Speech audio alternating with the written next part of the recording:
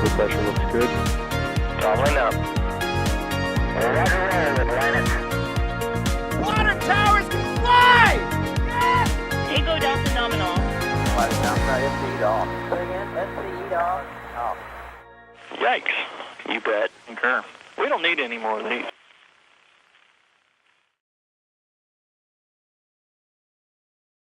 What's up, everybody?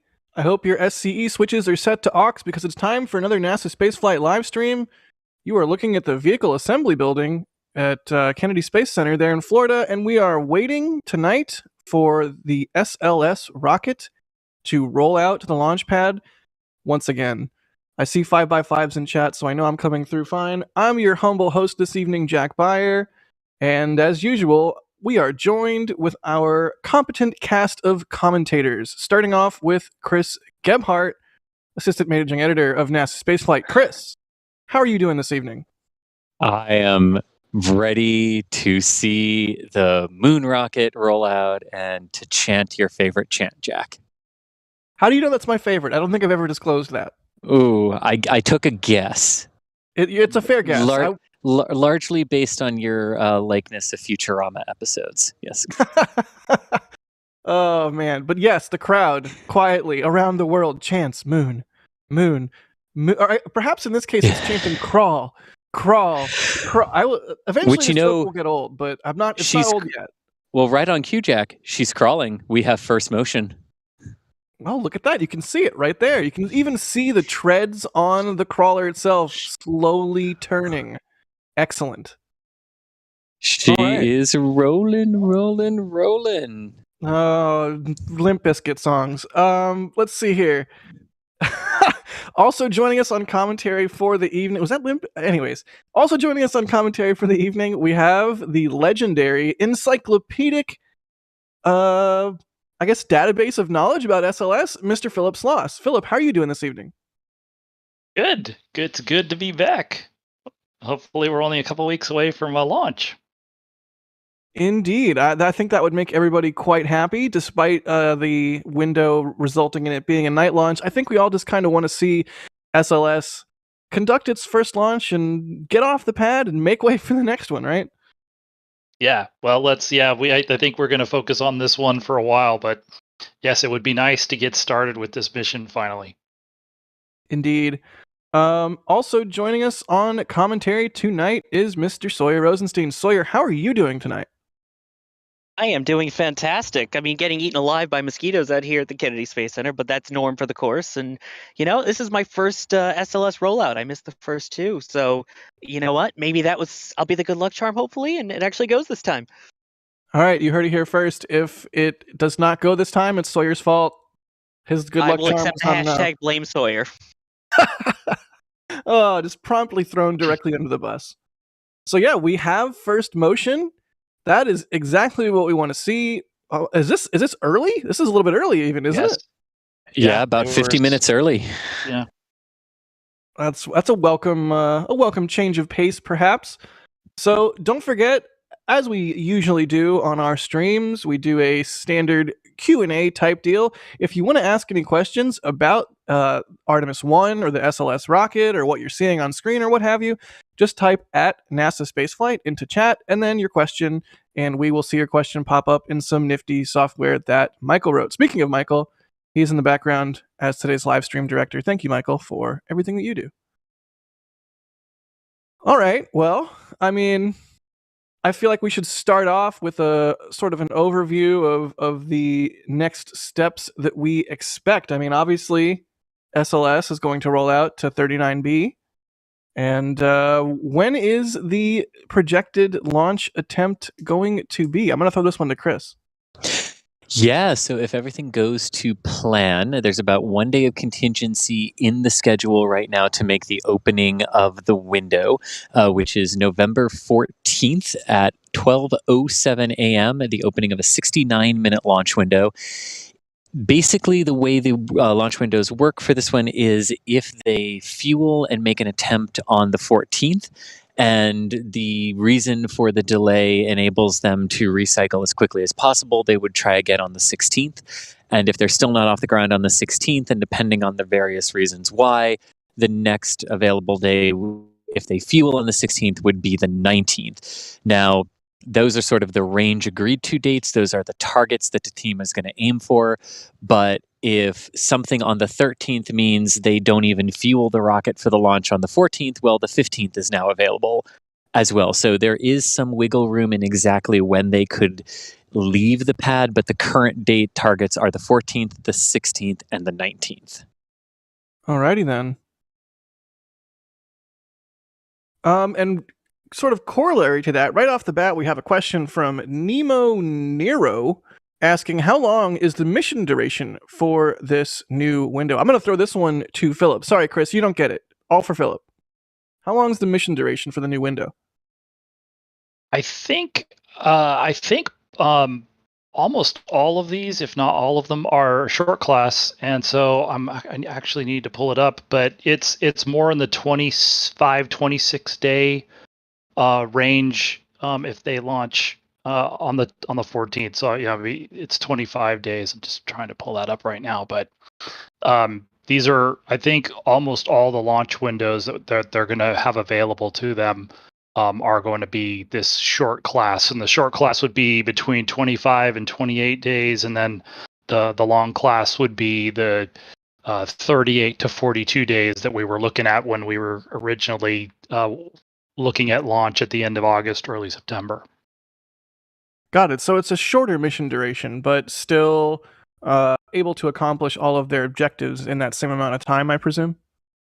Right, and the reason for the different, as opposed to, you sometimes hear them say it could be anywhere from 4 weeks to 6 weeks, but it's actually more like 4 weeks or 6 weeks, and the reason is because this the orbital period for this distant retrograde orbit around the moon is about 12 days, and so they have to target the splashdown during daylight hours as opposed to the launch, and we may get into the daytime nighttime launch thing later, but if they launch on a short class mission like they're planning to do on the 14th, they would basically do about half a lap around this DRO, and if they needed to do a long class mission, then they would do basically a lap and a half, and so that's why you get this sort of 18-day spread between a short class and a long class mission. Got it. I guess sort of still in the overview bucket, the Space Nerd is asking, why did the SLS have problems? This is it's kind of a very broad question that we could answer over the course of many hours, which maybe we will end up doing tonight, given the nature of a rollout. But I don't know, Sawyer, do you want to give us sort of a rundown of what happened on the first 2 launch attempts and how that resulted in us needing to roll back and roll out again tonight? Sure. A lot of it comes down to one simple word: leak. The main things that have been an issue for this rocket have been particularly with the liquid hydrogen that is part of the fuel mix, which is liquid hydrogen and liquid oxygen for SLS. There were a few leaks that were detected, 2 of them in different spots, in fact, from the 2 different attempts at the end of August and then the one in the beginning of September. And they were going to maybe try again one more time in September until a hurricane decided to come by, and for safety of the vehicle and the crew that worked on it, it was rolled back inside the VAB. That's the quick and dirty version of it. Yeah, I mean, that's what happened. D1 in chat said exactly how I was going to give an executive summary of the situation, and that executive summary is hydrogen bad. Or perhaps more accurately, hydrogen tricky to work with. Hydrogen good when it's where it's supposed to be. Yes, hydrogen good, fuel hard to deal with. And, can be leaky. That's why every time somebody says ground umbilical service plate or whatever it is, ground umbilical carrier Ground plate. umbilical carrier plate, yes. Yeah. Oh, don't bring that back. The likes of Philip, Sawyer, and Chris all groan and have flashbacks. Oh, man. If you don't know, that was the thing with the shuttle that had some fun hydrogen leak issues sort of near the endish of the program, but I digress. Really quickly, I see some support coming in. Thank you, everybody, so much for tuning in for another rollout of Big Orange Rocket. Eric Brewer, thanks for becoming a Padrat member. You are awesome. And Jim Gray becoming a Padrat member. Also awesome. Thank you so much to all of our members. Musical Wolves with a $5 super chat there saying, will we see an SLS eclipse with the moon during rollout? Tonight's not the night of the eclipse, right? No, tonight is not the night of the eclipse, but NASA does have an eclipse thing planned while SLS is out at the pad. Awesome. And that will be November 8th. Exciting. And right now, just for location-wise of where we are, the moon is pretty much to our left, so behind where we are almost for the VAB. So I don't think we'll be able to get him in the same shot here. Got it. Let's see. Musical Wolves again asking, does the crawler need to be refueled during rollout, or does it have enough fuel since it rolls at about 41 feet per gallon? I'm immediately imagining like air-to-air refueling, but it's like ground to ground refueling. There's like a tanker truck like idling next to it, occasionally scooting forward a couple feet.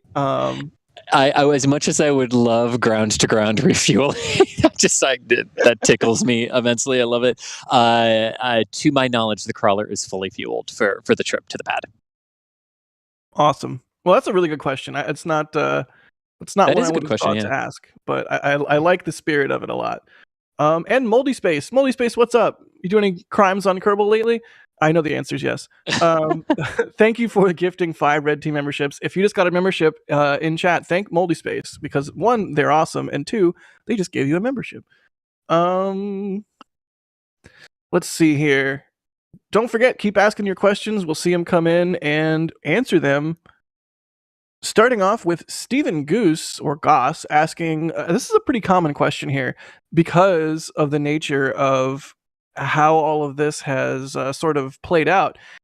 How many more times can they load cryogenics before it gets risky? They remember hearing that it was not a lot.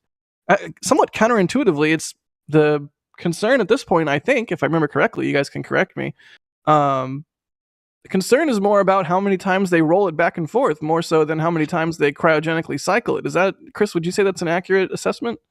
It is, yeah. The vibrational loads that go through the crawler and the vehicle during the rolls are more impactful in that way right now than the cryo cycles. Ooh, that's hard to say at midnight. The cryo cycles on the tank for fueling. Roughly 24, 25 fueling cycles they've got on the core stage. They had budgeted something like 12 for the Green Run campaigns at Stennis, and I don't believe they used all 12 of those, and we're nowhere close to that number, and we're not really close yet where we would be worried. And those are just like sort of like the solid rocket boosters. Those are the like, hey, this is how much we automatically know, good for certification, good to go. If they need to do additional work to certify more fueling cycles on it, they can also do that. Sort of like the solid rocket boosters had an initial 1-year stack life that expired in November of 2021. They've been using all the engineering data and what they're seeing from the boosters and the history and what they've got out in Utah to say, yes, it is still safe. They are still certified. They are still good to go, even though we passed the initial shelf life, basically. Got it. And there you can see the core stage and the SRBs slowly making their way out of the vehicle assembly building. Hooray! Emerging in the cover of darkness, SLS leaves the cathedral to take the throne on Pad B.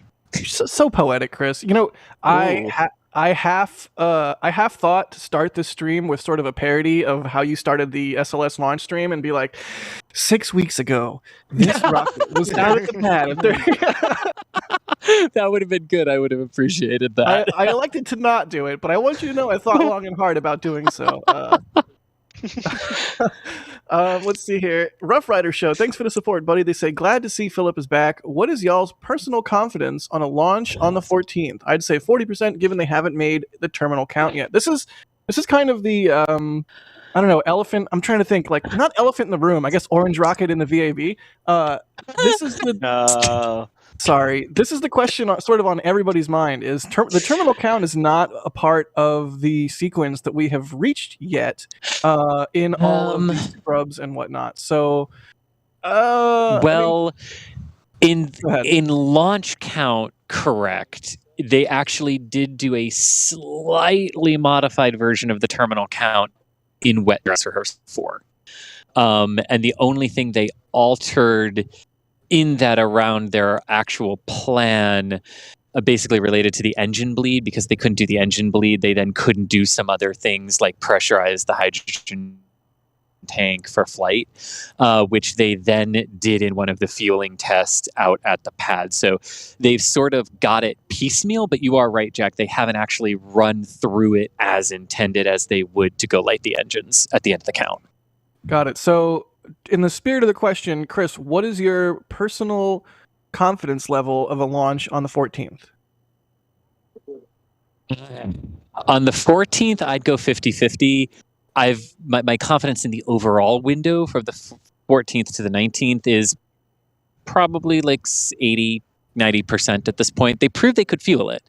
And they kind of proved that it was pressure and using the pressure of the hydrogen system that was the issue, or the main driving issue with that. So like Charlie said, they got it fueled, and that's important. Because if you can fuel it, you can get it off the ground. So confidence in the overall window high. On the 14th, I'd kind of go 50-50 because of what you said, Jack. There's just a lot in this process they haven't stepped through in a launch configuration yet. Yeah, makes sense. I'm going to go with 50-50 just because that's kind of a... Like, I know it might be a boring answer, but it's just like, you know, with new rockets, with first launches, I think 50-50 is kind of a, you know, it's pretty much a coin flip. Philip, what's your confidence level on the 14th here? I'd say that's probably about where I would be, as about, you know, kind of flip a coin. I mean, really, the way I look at it, we just have to watch and see what happens. So, you know, let's see. They have to pull together all of the things that they've learned, you know, with the core stage at Green Run and through all of these tankings that they've done with, you know, the wet dress rehearsal attempts and the launch attempts in August and September, and then the tanking test. And, you know, let's see if they can pull all of it together on the 14th, you know. And so it's like, you know, really, let's see if they can get to terminal count, and then let's see if they can, you know, let's see what happens when we get there. And that's kind of the way I'm approaching, you know, as you guys said, that's kind of the story of the first flight is, you know, you have your sort of predicted way things are going to go, and then you just, you know, you progress down the timeline as far as you can, and you just keep plugging away at it. Yeah, that makes sense. Sawyer, what's your feeling? I'm under the same idea that we are going to go this campaign window, but my thoughts of it going on the 14th are probably 33.333%. So maybe a 1 in 3 chance that it goes.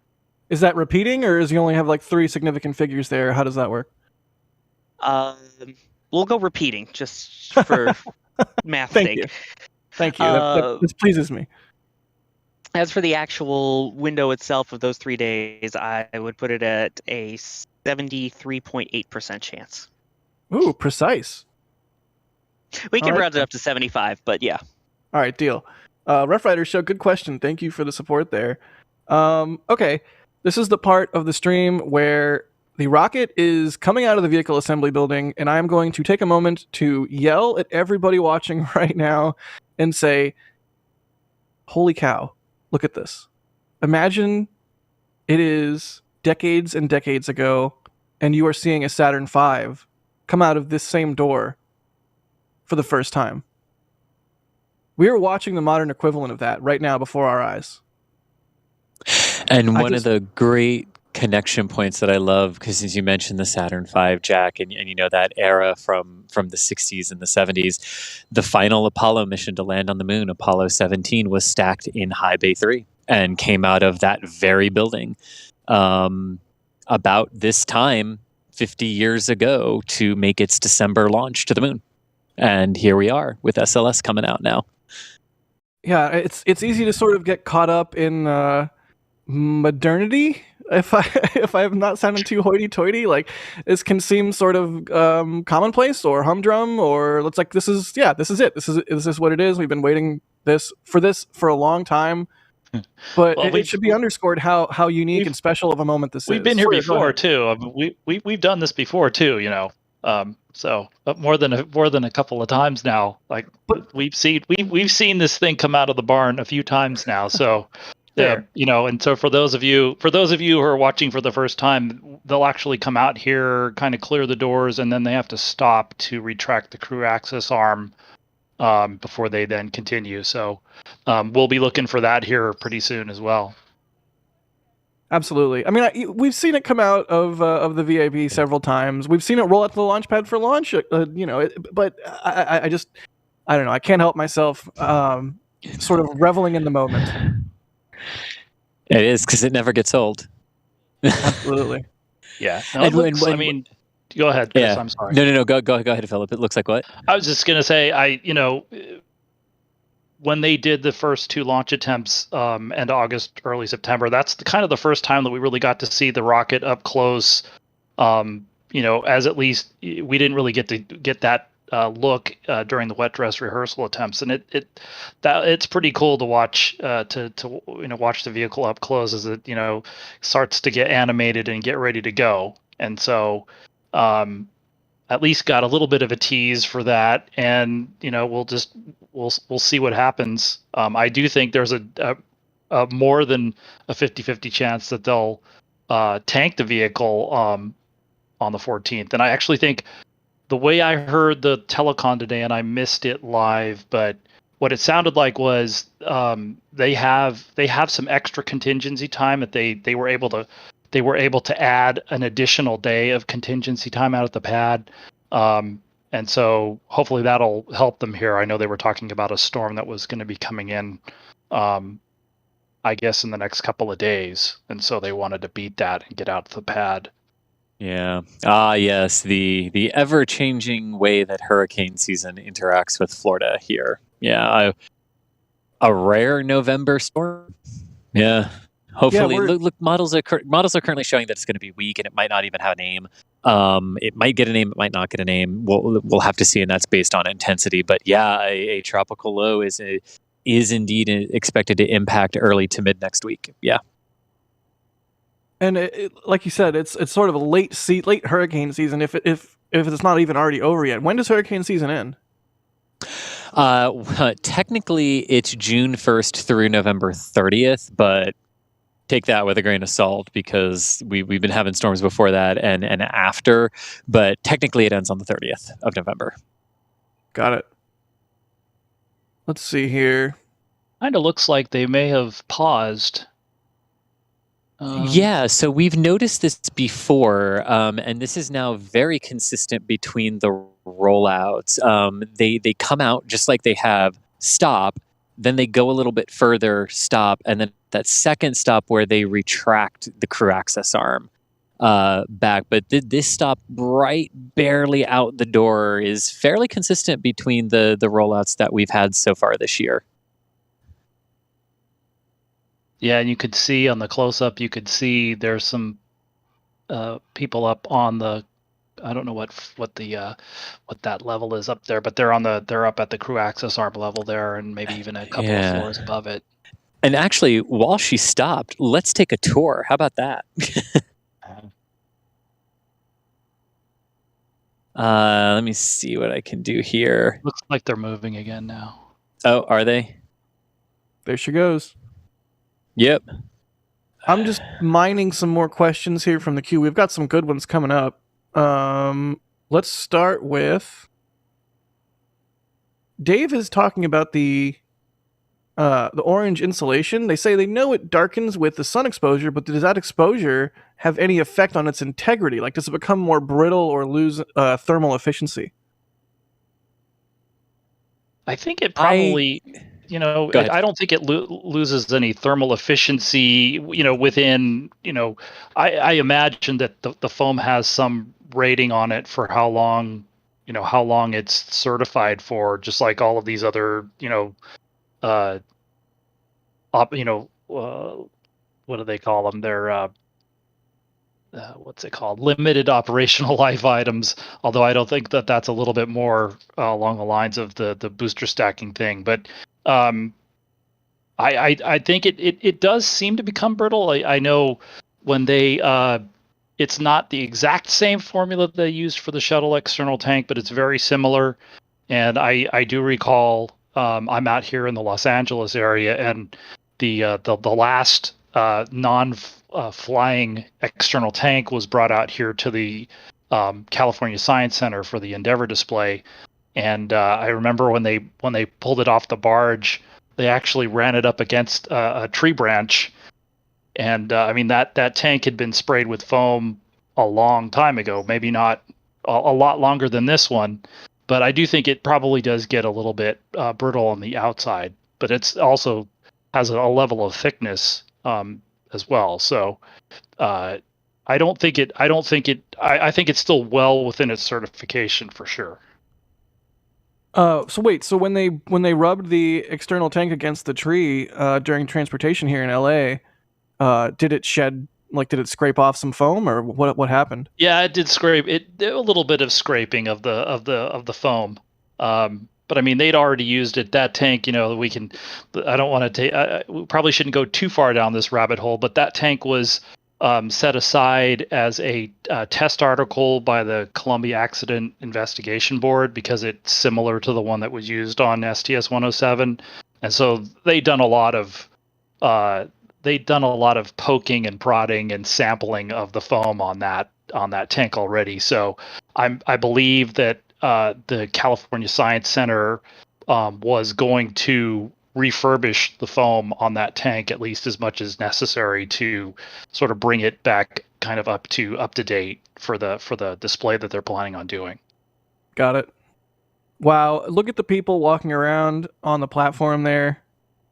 Really gives you a sense of scale for things. I mean, even just the rainbirds, the things that drench the pad with water, are massive compared to the people walking around. I know the size comparison here is absolutely fantastic, and I love the fact that you can get the sense of how quickly it's moving too, even though the crawler doesn't move very quickly. It's quick for a vehicle of this size and mass. SA, thank you for the support. Humans for scale.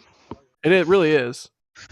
SA, thanks for the support. They say, happy rollout day on my way down to Florida, and we'll be there for the launch. Was 5 until the last Saturn V launch. That was Skylab. That's awesome.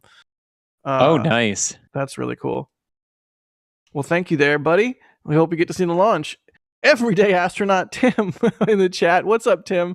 With a very generous amount of support there. And he says, Nick and Sweetie rental fee. Gotta love it. You're welcome, Tim. Gotta love it. Nick just went to Kennedy to help Tim with with his Falcon Heavy stream. I love it. Thank you. And Christopher Fulham, thank you for the $10 dues. They say great views of rollout. Thank you. You are quite welcome, buddy. You keep watching them. We'll keep streaming them. There we go. That's a word. Here's one from Famous Cheese asking, why is it called Artemis? For those that may not know, who wants to jump on this one? Oh, yeah. Yeah, Artemis is the twin sister of Apollo. So Apollo was the previous one, so Artemis is the current one. Makes sense. Mythology. Yay. Also, I want to draw someone's... I've got my camera positioned so that... the water truck. I don't know if this is this one we're on right now, but the water truck just did its spray. Yeah. Perfect. Yes. I framed it because I was hoping we could see the water truck because that is really cool. They wet down the rocks on the crawlerway so that when the crawler goes over the rocks and pulverizes them, it doesn't create dust that the workers can inhale. So it's a worker safety thing. Yeah, rock dust bad. Isn't that basically what asbestos is? Pretty much, yes. Hey, they're doing as best as they can. OSHA wants to have a word with you. Heather Diamond is asking, can I see the rocket from St. Petersburg? Well, not tonight while it's rolling out, but when it does launch, especially if there's no clouds. Yeah, I remember seeing plenty of shuttle launches growing up in Tampa. So St. Pete is basically right there. You should absolutely be able to see this puppy go. Right, even if it's foggy. Yes, even if no fog. We're not going to talk about even I won't. What are you talking about? You guys go out to Vandenberg all the time. It's foggy every day there. Well, now no one can talk crap about Vandenberg Fog ever again because of what it did to poor Falcon Heavy. It savaged that launch. I think Falcon Heavy did pretty good. That's fair. I mean, at least it was visible for some phases of flight. Right, yes, it did well even if nobody was looking. Yeah, let's not forget Insight. It was like, yay, West Coast's first Mars launch, and I didn't even see an orange glow or any, like, it was just nothing. Right. Let's see here. Frank is asking, how long does rollout usually take? It's a several-hour affair, is it not? It's about 7 to 8 hours, depending on if they need to stop. Like if a bearing on a crawler gets hot and they need to stop to let it cool down. If they're seeing anything with the crawler, but yeah, generally 7-ish hours. So they started rolling here about 11:15-ish. I know NASA has probably tweeted the exact time, but that's about when they started rolling. For those of us who were in the field. So with that, I would sort of expect them to be at Pad B around 6 a.m., 6:30 a.m. if everything goes really well with the roll. Very cool. Let's see here. Luke Graybill is asking, I haven't heard much about Orion. Are they testing it like there's crew, or is it not in crew flight config? Yes and no. You actually hit every single part of that correctly in the question there. So Orion is Orion, like the heat shield is the heat shield they intend the Orions to have going forward. There's equipment on board. The seats on this Orion that have the mannequins, or the moonikins as NASA is calling them, are actually the same seats that are going to be used for the 4 crew members on Artemis II. So they'll be removed from this capsule after it's back for reuse. Some of the avionics boxes are going to be pulled for reuse on the second Orion as well for Artemis II. However, it's not. Think about this more like Dragon and Starliner when they did their uncrewed test flights, where they were basically testing out all the new stuff that you need to gain information on, but stuff that we've been doing forever and do continuously 365 days a year on the International Space Station, like a fully functioning life support system. We know how to do that. We don't need to fly those systems on Orion to figure out how they fully operate. In fact, Dragon did not fly with a full life support system on Demo 1. Starliner did not fly with a full life support system on at least the first orbital flight test that was uncrewed, and Orion similarly is not going to fly. So basically, yes, with a couple of caveats that they just didn't put it in because they don't need to for it. That makes sense. And it's basically going to conduct a mission very similar to Artemis III, without the rendezvous in that orbit, in the gateway orbit, without crew. Exactly, and it's worth noting too. As soon as you said that, Philip, it reminded me as well that both the short class and the long class missions, and this would be a short class if they launch in November, is still longer than the nominal Orion missions are planned to be. So this, even though it's shorter than the long class that we would have gotten in August and September, this is still stress testing Orion very, very much beyond what it is ever expected to actually have to do in an operational configuration. So that's another way that they're testing it, but they're sort of over testing it versus how it will actually operate and fly. Right. And this is, I mean, the flight test, and it's been a long time now. It's been almost 8 years since the exploration flight test in December of 2014. That tested the crew module, and it basically was testing a limited version of the spacecraft, but it was testing an important part of the flight, which is basically entry, descent, and landing. And so they used a Delta IV Heavy, and the Delta IV Heavy upper stage carried essentially a mass simulator for the service module, and then it released the crew module, and the crew module then flew the entire entry, descent, and landing profile, including the whole parachute deployment sequence and splashdown and so on. This mission Artemis I is the first flight of all of the other systems minus the crew systems, like the life support, displays, and sort of the feedback loop into the flight control system. So this is a first flight for the vehicle in the spacecraft in a lot of senses. And so this is the first time that Orion's going to do burns on it, major burns on its own, aside from attitude control. It will navigate into and out of lunar orbit. It'll set itself up, obviously, for entry, descent, and landing again. But it's going to do almost everything that it's going to do on a lunar landing mission on Artemis III. And worth noting, too, that this is a big moment for the European Space Agency as well. They are the ones who contributed and built the service module. It's called the European Service Module. It does use a former shuttle orbital maneuvering system engine, but this is a big moment for Europe, too, because this is one of their major, major, major contributions to the overall Artemis program, is literally the part of the spacecraft that houses the life support systems and the water and the power and the propulsion, the really propulsive elements for Orion for the big maneuvers that it will need to do in its operational life.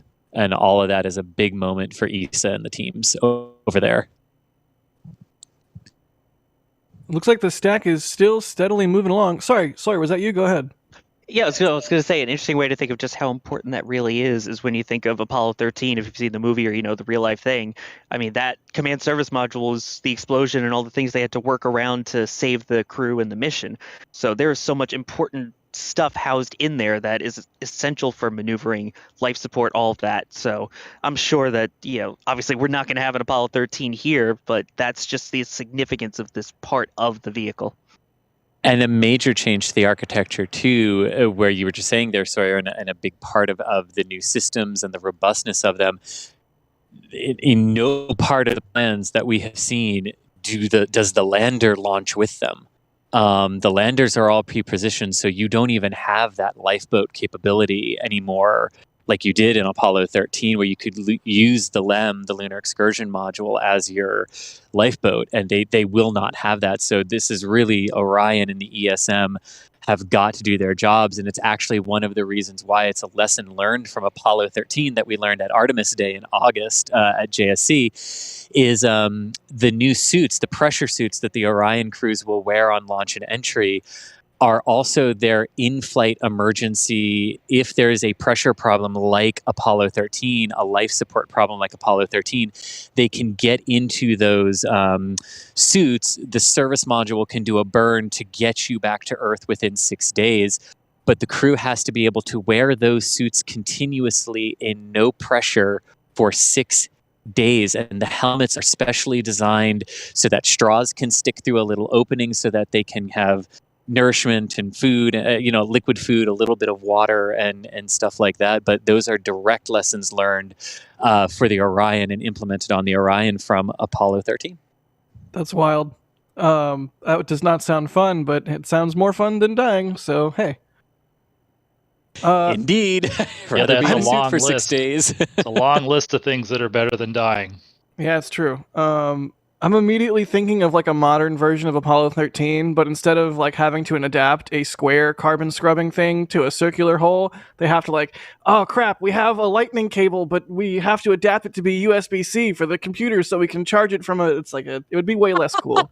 Oh my God. But yes, It would be way more You got a physical real life facepalm from me, just saying. Chris can attest.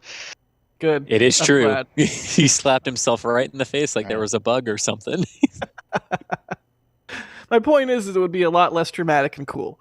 Either way, Tom Hanks would still be a part of the movie version. As is tradition. SA is asking, what viewing zone do you guys recommend to view the launch? I've been to Jetty Park for a SpaceX launch. What is our recommended viewing location?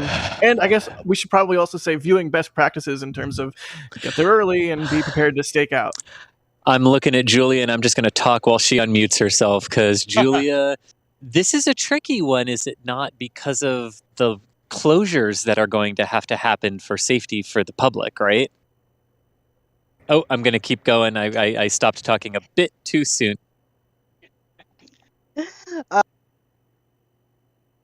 You just hard muted yourself, Julia. Oh my goodness. There we go. Two nights There we two go. nights in a row out there. Hi, Jack, again. So viewing, yeah, that's a little bit tricky because Playa Linda, that's definitely not going to be an option for this one. As Chris said, range safety. It is a new rocket after all, right? So our exclusion zones always start a lot bigger until a rocket is proven. With that being said, Titusville is really the place to be for this one, anywhere along US 1. I'm not saying that you can't enjoy it from Cocoa Beach because as mentioned, you could really view this launch all the way over in Tampa Bay if the skies are clear. But the primary viewing areas are pretty much over that Max Brewer Bridge area.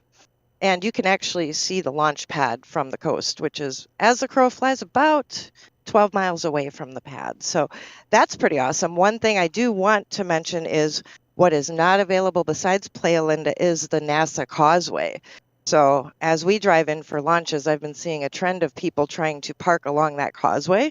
And there's a reason you can't view from there. And it is because it is federal land. Okay, so that is part of NASA. But it is also a egress for safety. So should something happen, in order to safely evacuate Cape, those roads need to be clear. So I hope that answers some of your questions. Yeah, and This is Go ahead. Yeah, and I just want to echo what Julia said. Like this is one based on the pad it's going from, that if you want to prioritize seeing the rocket on the pad, right, seeing the plume come out the back of the pad before the boosters ignite and liftoff happens, you got to be in Titusville because you can't see it from Port Canaveral. You just literally cannot see the launch pad. And if you're in Jetty Park, if you're down on the beaches there, you'll see it. But you'll see her when she's basically finishing the roll program about 10 to 15 seconds into flight, depending on where you are. But while that's happening, the good old crew access arm is swinging away from the side hatch of Orion's launch abort system shroud here. Good progress in the continuing rollout. And since I know there's probably going to be a question about this, they have to move the arm, believe it or not, as odd as it sounds for a vehicle that weighs this much, for center of balance and center of mass considerations on the entire stack as it rolls down the crawlerway. You have to move the arm away from the rocket to get the right balance. So that's why they do it. Yeah, that makes sense. Good old crew access arm, doing such things as allowing crew access and getting out of the way. As arms do. Craig Williams, thanks for the support there, buddy. Let's see here. Cody Box is asking, will this be a 12-hour stream? Oh, there is not enough coffee in the world to keep this Chris up for that much longer. We're saving ourselves for the launch attempt. What I will say is that the narrated stream once she starts really getting down the crawlerway, the narrated version of the stream will end, but we will send all of you over to Space Coast Live, where coverage of the rollout will continue overnight as she moves toward pad 39B. So yes and no. Commentary will end here, but you will still be able to follow along on Space Coast Live for the rollout. Excellent. Let's see here. It'll also get kind of dark as it gets away from the LC-39 area as well. So yeah, she's sort of lit up by floodlights and spotlights, and as she moves further down the crawlerway, that'll get further and further into darkness and everything. Makes sense. Here's one from Anand asking, do we know what all happened inside the vehicle assembly building? Flight termination system, battery swap for sure. What else? And I'm going to throw this one to Philip. they actually didn't. That was probably the primary thing that they needed to do. They did take time to do a few things that they haven't done for a while. So there were a subset of the CubeSats that they were able to do battery recharges on. There are a few of them where I think we're just going to have to see what happens after they are deployed during the mission. and I think the hope there is, at least from what I understand, is that they once they're deployed, that they would be the batteries would be able to be recharged at that point, since they're exposed to sunlight. But actually, the main bulk of the work was on the second stage, on the interim cryogenic propulsion stage, or the ICPS. They did a lot of maintenance and servicing of propulsion system, the main propulsion system there, the RL-10 engine. Um, I'm not sure if they changed out the computer and the battery. I believe that they did. So another thing they did is there's sort of a mix. There's a whole bunch of batteries.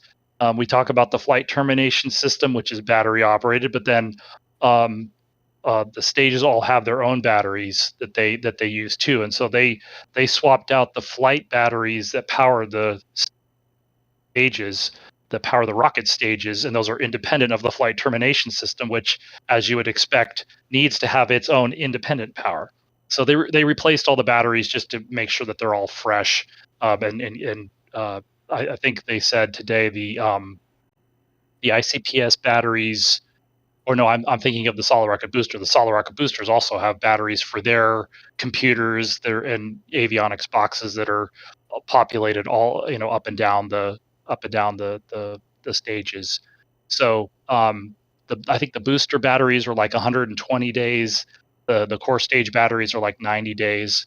And so since we were talking about launch attempts back in August, it was getting to be that time anyway. So those were probably the main things. And then because the flight termination system has these life limits on them, there's one. I think where they've landed right now is there are these two time limits that they have, one on the front end and one on the back end. There's a rule that says once you hook everything up and start the final end-to-end test, you can launch no earlier than 15 days after you start that test, and when it completes, you have to launch no later than 25 days after the end of the test. And so they did that over around Halloween. So that'll give them all the way through the 25th. So those were the main things. Was basically doing a lot of ICPS servicing, changing the batteries on the different rocket stages, changing the flight termination system batteries. They did a little bit of foam touch-ups, but actually, considering considering all the work that they've done in the last year and a half, it actually wasn't. It was actually a fairly quiet stay in the VAB. It was just basically refreshing some systems and getting ready to come back out for mid-November. Here's one kind of tangentially related. Speaking of all the batteries, Matt is asking, any updates on the CubeSats? Did they charge their batteries? Yeah, I think the number I heard today was that they were able to charge 4 of them, and I believe they're flying 10 at this point. And so, as we were saying, some of them cannot be recharged. They're in an adapter that sits between the Orion and the ICPS, and so you can't physically get in there, but they have wiring hooked up to the outside so that they can put a charge on some of the CubeSats. And I think the reason that they couldn't charge some of them is that some of them just weren't set up and configured to be able to be recharged. So I mean, again, that's what's going to happen is, I think sometime in the I think 6 to 12 hours after liftoff time frame, those will be automatically deployed from it's called the Orion stage adapter, and it will stay with the ICPS after Orion separates from it.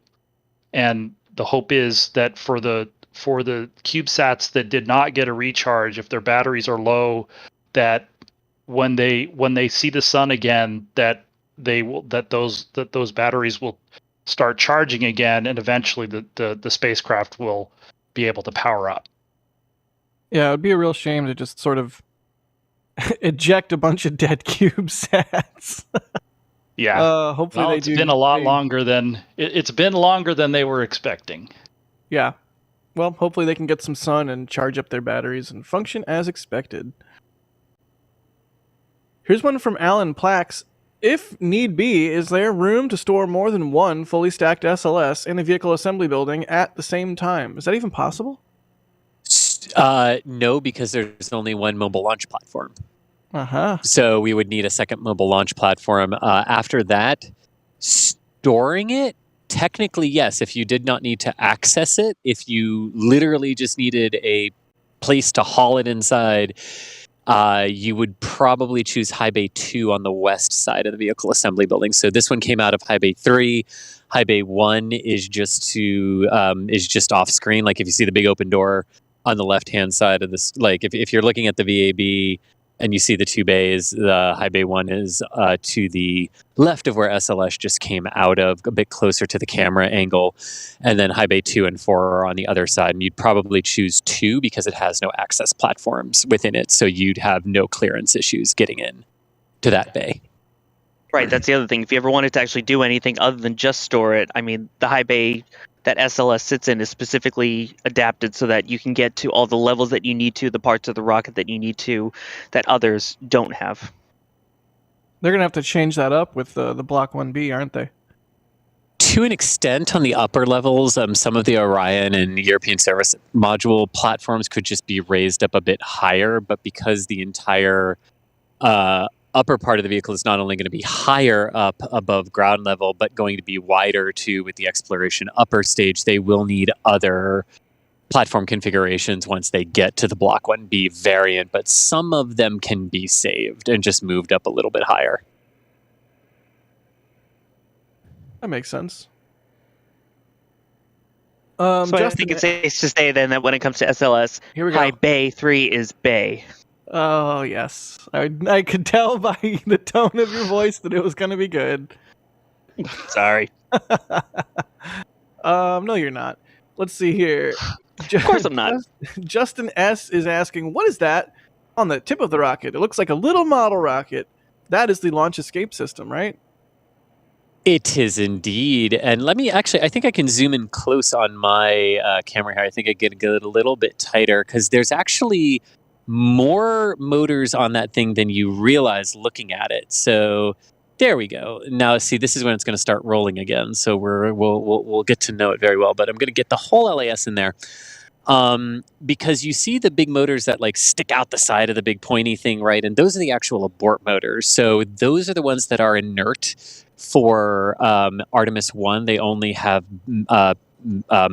propellant ballast inside of them because there's no crew on board, so there's no need to have a working abort system, and abort systems are something that we know work very well, and they've tested the abort system several times.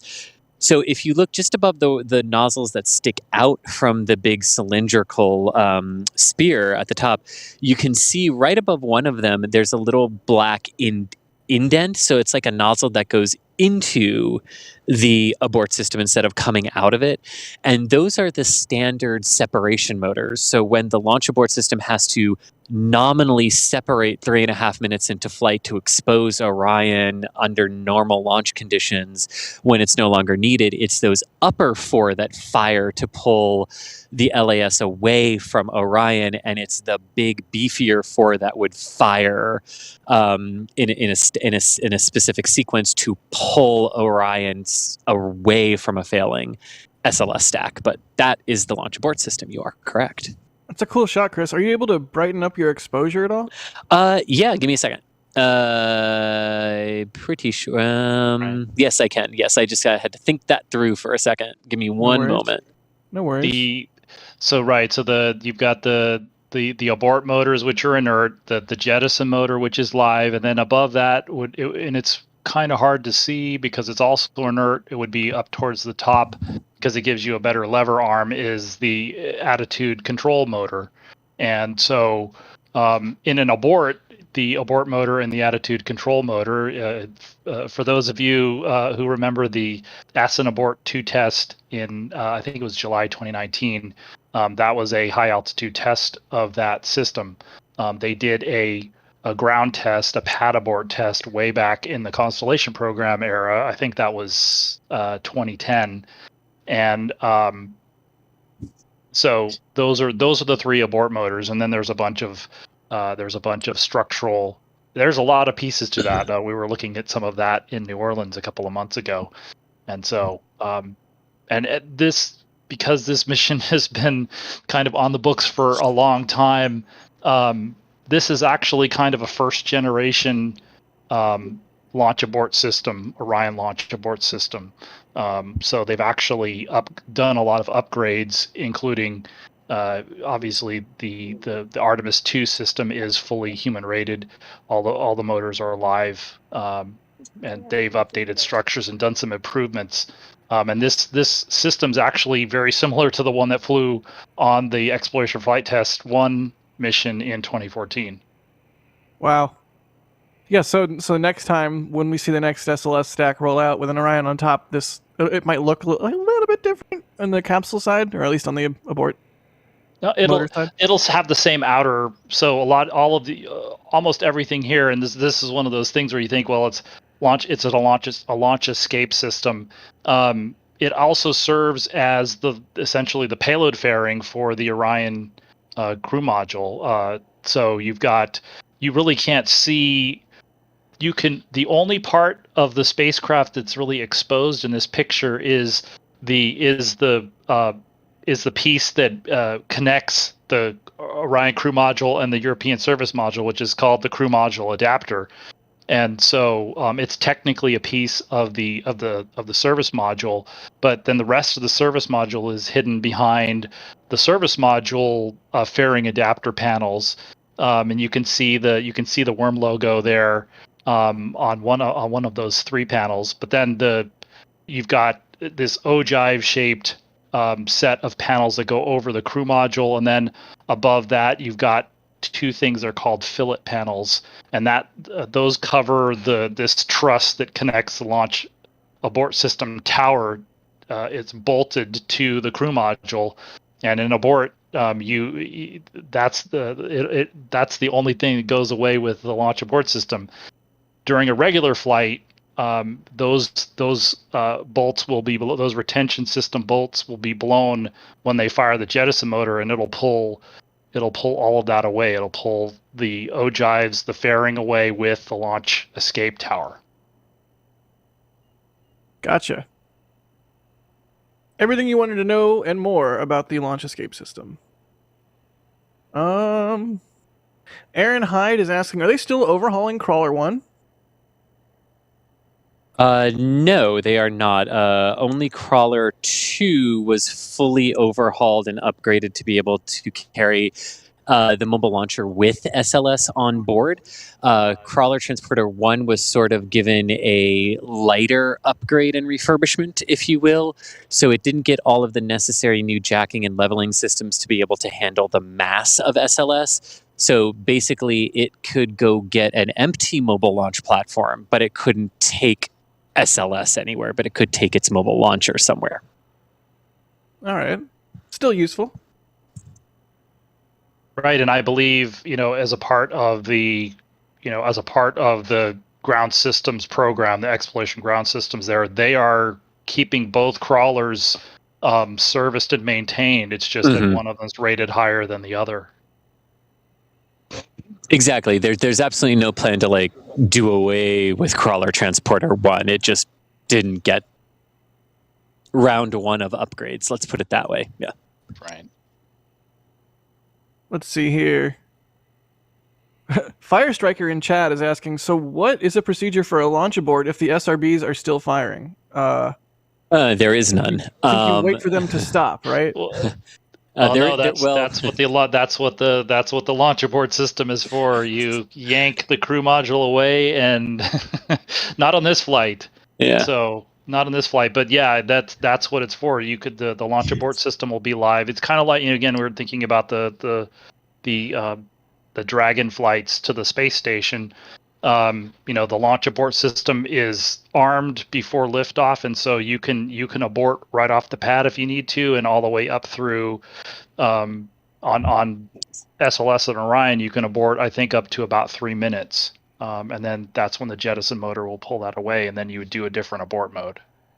But yeah, for this vehicle, you can get away. The crew can get away from it if they need to, anywhere from the ground up through. They basically have a full abort coverage. There are no black zones for this vehicle, which is the way it's supposed to be. Right? Yeah, that's how it should be. Even if one of the abort modes requires continuous miracles interspersed with acts of God. Yeah. Even then. Yeah, indeed. The one thing I would add to that, Philip, is with the full abort capability, specifically since the solid rockets were mentioned. Yeah, once the boosters ignite, your launch abort system, like Philip said, is your only option at that point. However, before the solid rocket boosters ignite, if you do light the 4 RS-25 engines, and there's an issue there, and they shut down on the pad, that is not an automatic yank Orion off the top of the rocket situation, because shutting down those liquid engines before the solids ignite, you still have, you can still safe the vehicle depending on exactly what's happening and exactly why the engine failure occurred in that regard. Right, and so that's the difference between the two, is that if you shut down before the boosters start, you're just aborting the launch. If you abort after the boosters, you're losing the mission at that point. So if you shut down before the boosters start and before the mission starts, you have the ability to come back another day and try again. If you have to after the boosters start and the mission's underway, if you have to do that, it's like the Soyuz that aborted a few years ago when one of the boosters didn't separate correctly. That mission, basically, they lost that. They didn't lose the crew, but they lost the mission immediately. What is it? A couple of minutes after liftoff. So that's the once the boosters start, then if you have to abort, your mission is over. Makes sense. Christian's asking, what areas are the FTS attached to? Do we know where the FTS is on the stack? We kind of do for some of them. I can show you. Let me rearrange my camera.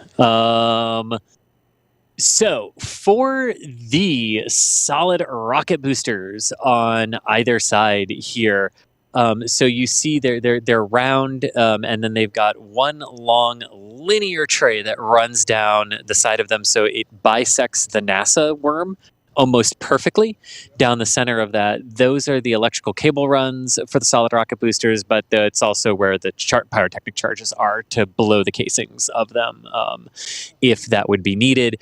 And then if you look on the almost called it the external fuel tank. If you look on the core stage, that's going to happen a lot. Welcome to Chris Says Shuttle Terms.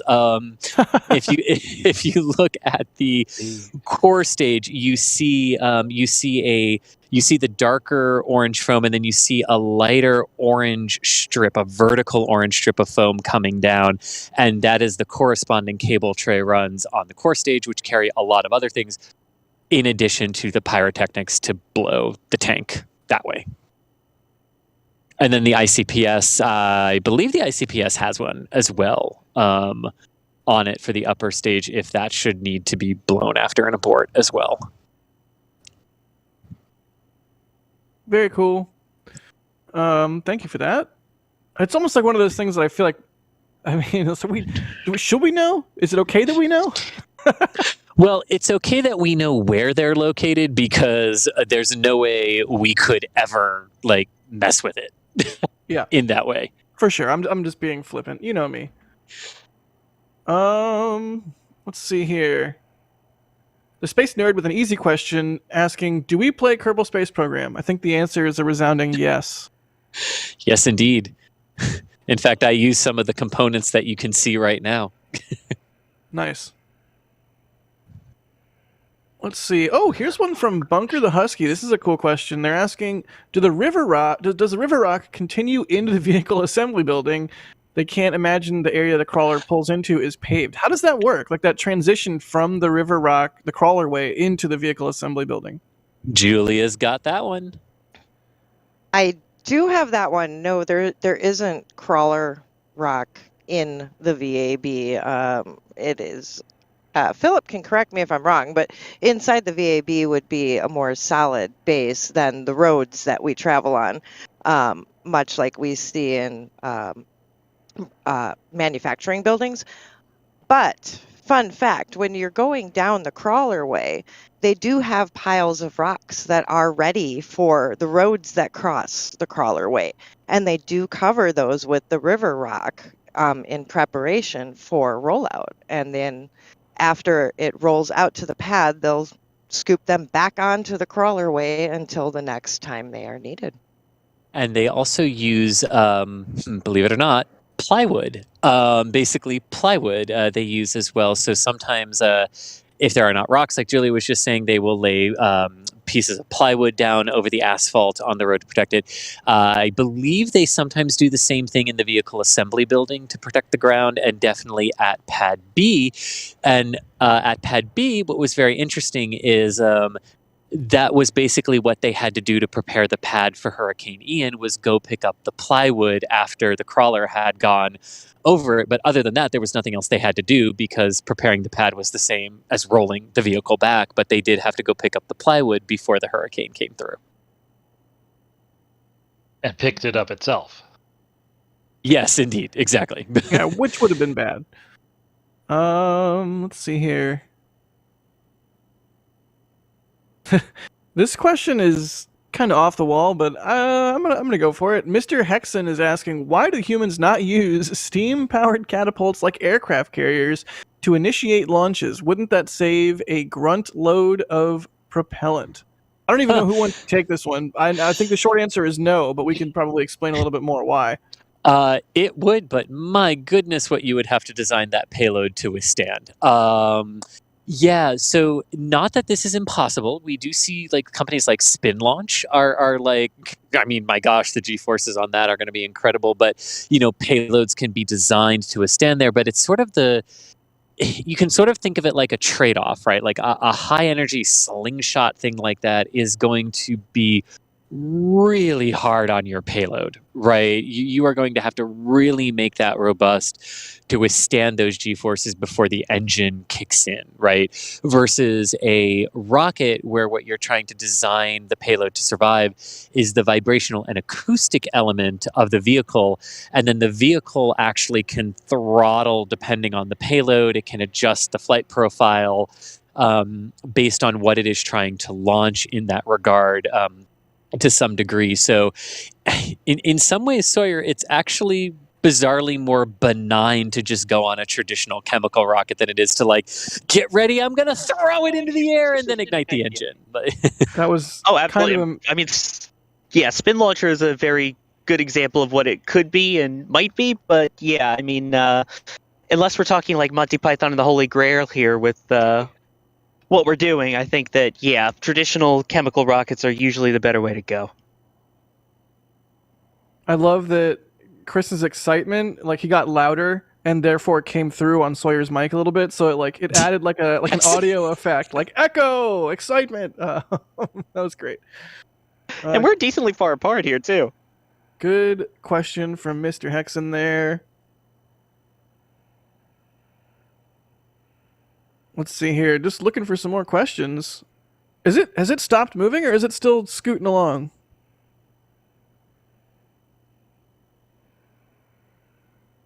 Anyone? Bueller?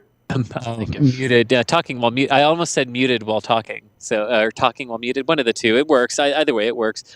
But yes, they are still basically stopped right now for the crew access arm. It's also very. We might have lost Chris for a second there. My apologies there. My phone disconnected from the audio equipment. Am I back now? Yeah, you're back. Okay, good. This is pretty much matching the other times that they have had to stop. That they've stopped to move the crew access arm. They do tend to stay stopped for a little bit of time. Cool deal. Yeah, I guess it's been stopped this entire time. For some reason, I thought it started again and then stopped, but nope, just still hanging out after retracting the crew access arm. Hopefully, it'll get moving again here shortly. Jathan is asking, will SLS enter orbit around the moon or just slingshot back? And I guess not SLS, but Orion. That'd be wild if SLS did. Well, the ICPS itself the ICPS will basically do a flyby, and it'll essentially slingshot itself into a solar orbit. So a part of SLS is going to the moon if it all goes well. But yeah, Orion then will fire its engines to insert itself into this distant retrograde orbit.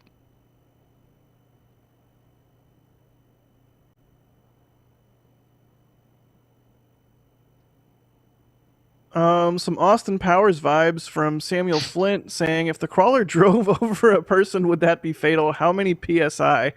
I don't think we know the PSI rating, but yes, that would be very fatal and very bad. 17 million pounds of.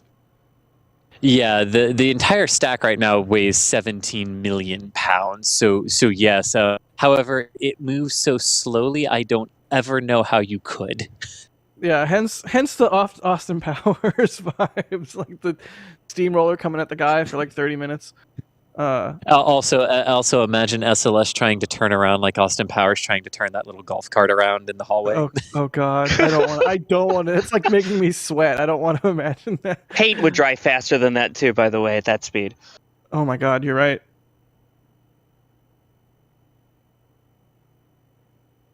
Let's see here.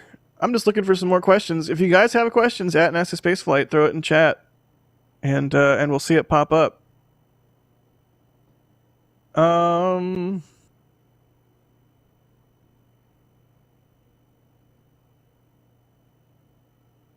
VFM wants to know if a RUD would delay future missions. I think the obvious answer there is yes. It could do more than just delay them, in all honesty. Yeah, I mean, that's also fair. Yeah, this is not one where something major can go wrong. Yeah. Let's see here. Kenny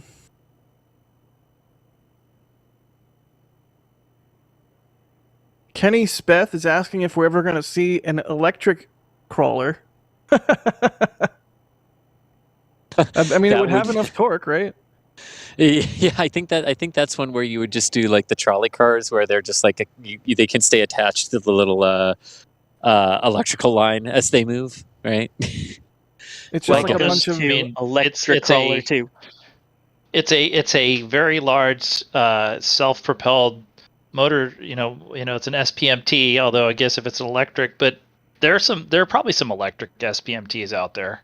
I mean, you guys are SpaceX guys, not me. Does SpaceX have any electric SPMTs? It seems like they should. I think they are. I think it's like a diesel-electric kind of situation, like on trains, where there's a diesel engine, but that powers things electrically. Although I am not.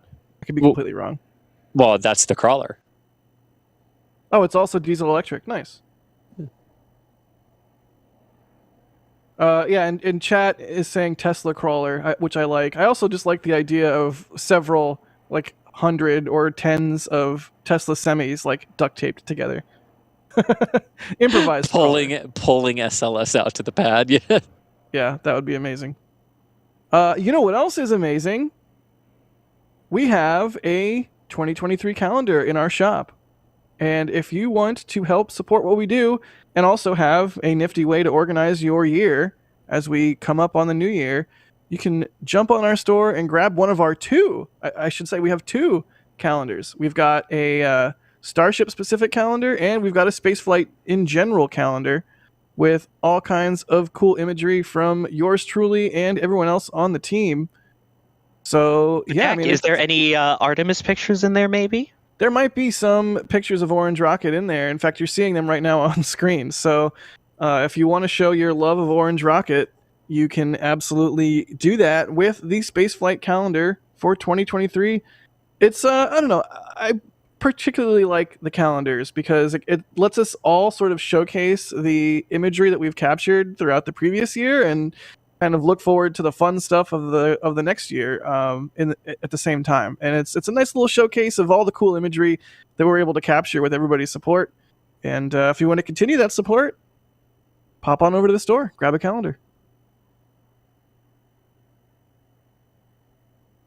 Let's see here. Questionauts? Oh, I see what you did there. Questionauts is asking, what is inside the launch tower besides fancy lights and stuff? Oh, I like that. It basically has everything that would be needed for crew access to the various swing arms at the various levels where all those arms reach out to the core stage and interim cryogenic propulsion stage and Orion. It also has all of the fueling, oxidizer, and pressurization commodity lines for fueling the interim cryogenic propulsion stage. All of that liquid hydrogen and liquid oxygen and helium have to flow up the tower and then across the swing arms to get to the ICPS. It also contains the vehicle stabilization system arm, which basically keeps SLS pointed up in wind. It basically just kind of hugs SLS for a little bit and keeps it standing straight while it's on the pad getting ready for launch. It also contains the hydrogen vent systems, the gaseous hydrogen vent systems for the interim cryogenic propulsion stage and the core stage to vent the hydrogen that boils off in those tanks safely out back down the tower. Then it connects to the ground propellants and then sends the hydrogen out to the flare stack. So yeah, there's a lot of data lines, a lot of umbilical lines, a lot of electrical stuff that run up and down that tower. Yeah, it's almost probably like, I mean, it's not a large city, but I mean, it's kind of like a rolling city. I mean, it's got, it's got communications, it's got, all the arms are hydraulically powered, so it's got hydraulics, it's got internet, it's got Wi-Fi, it's got RF, it's got all the stuff that you need for a care and feeding of a rocket, but then it also has, it's also got not the feeding part, but I mean, there are probably some at least usable toilets on it and things like that. There probably isn't a break. Well, there probably is a break room, but I don't know if they get like YouTube or anything like that on there, but I'm sure they do. They do have to have that type of communication back to the launch control center through probably, again, like they have to have a wired and wireless communications and data back to the not just the launch control center that they're near right now, but also all of the other communications, all of the other centers that they need to communicate with as well. Probably also some snacks. And everything that you. Right? Oh yeah, I've got my snack bag right next to me too, so I get it. Nice. But I mean, when you think about, of course, when you think about it though, I mean, if you look at 39A or anything else you can see from Space Coast live cams, you see all the stuff at the physical launch pads. I mean, it's basically that. It's just mobile, hence the mobile launch tower. But it's everything you could possibly need that you can take with you. Yeah, it's like a big rolling office building.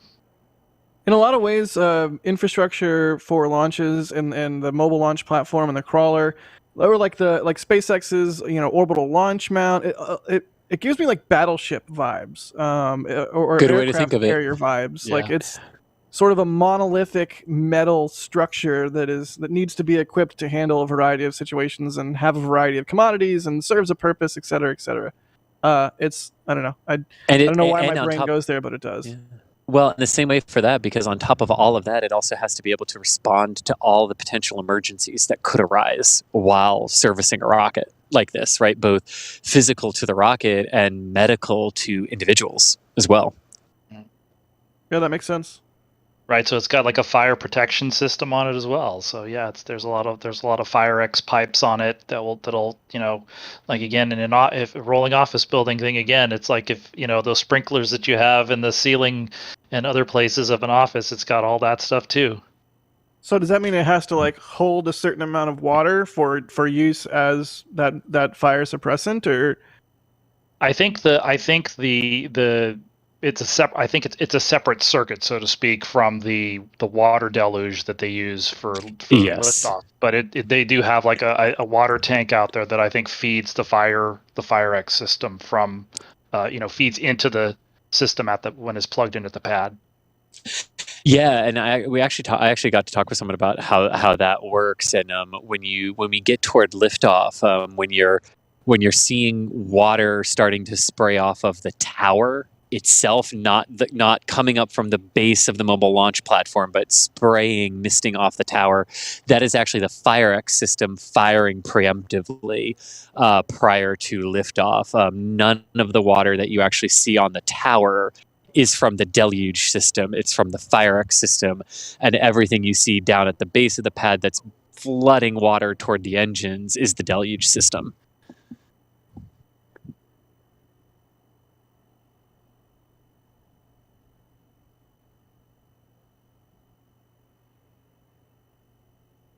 I was muted that whole time.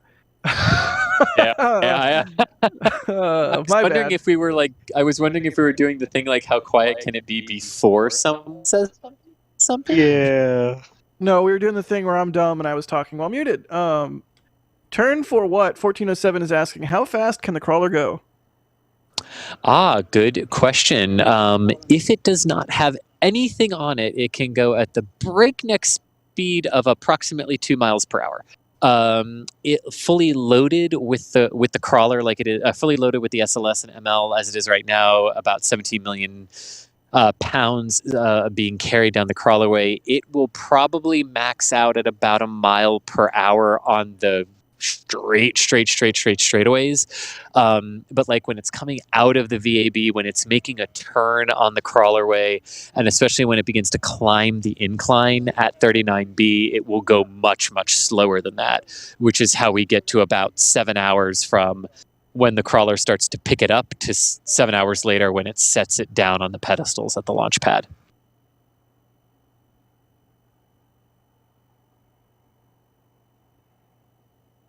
Let's see here. Looking for some more questions.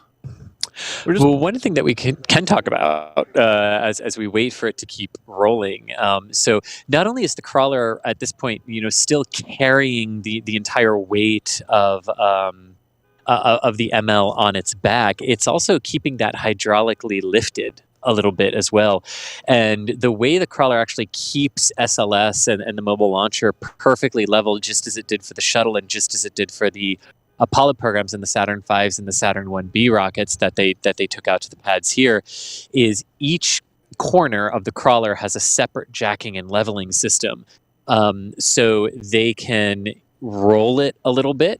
They can pitch it forward. They can pitch it backward a little bit. Left, right, and even as it goes down the flat parts of the crawlerway, the system is still keeping track of every single condition that is off level and exactly how much it is off level so that the crawler can compensate. And they actually do have to grade the rocks on the crawlerway before rolls occur to make sure that the crawlerway, and they use lasers too, to make sure that the crawlerway is as level as it possibly can be before the crawler goes over. But the crawler still has to compensate as the rocks get crushed under it at different weights or at different points.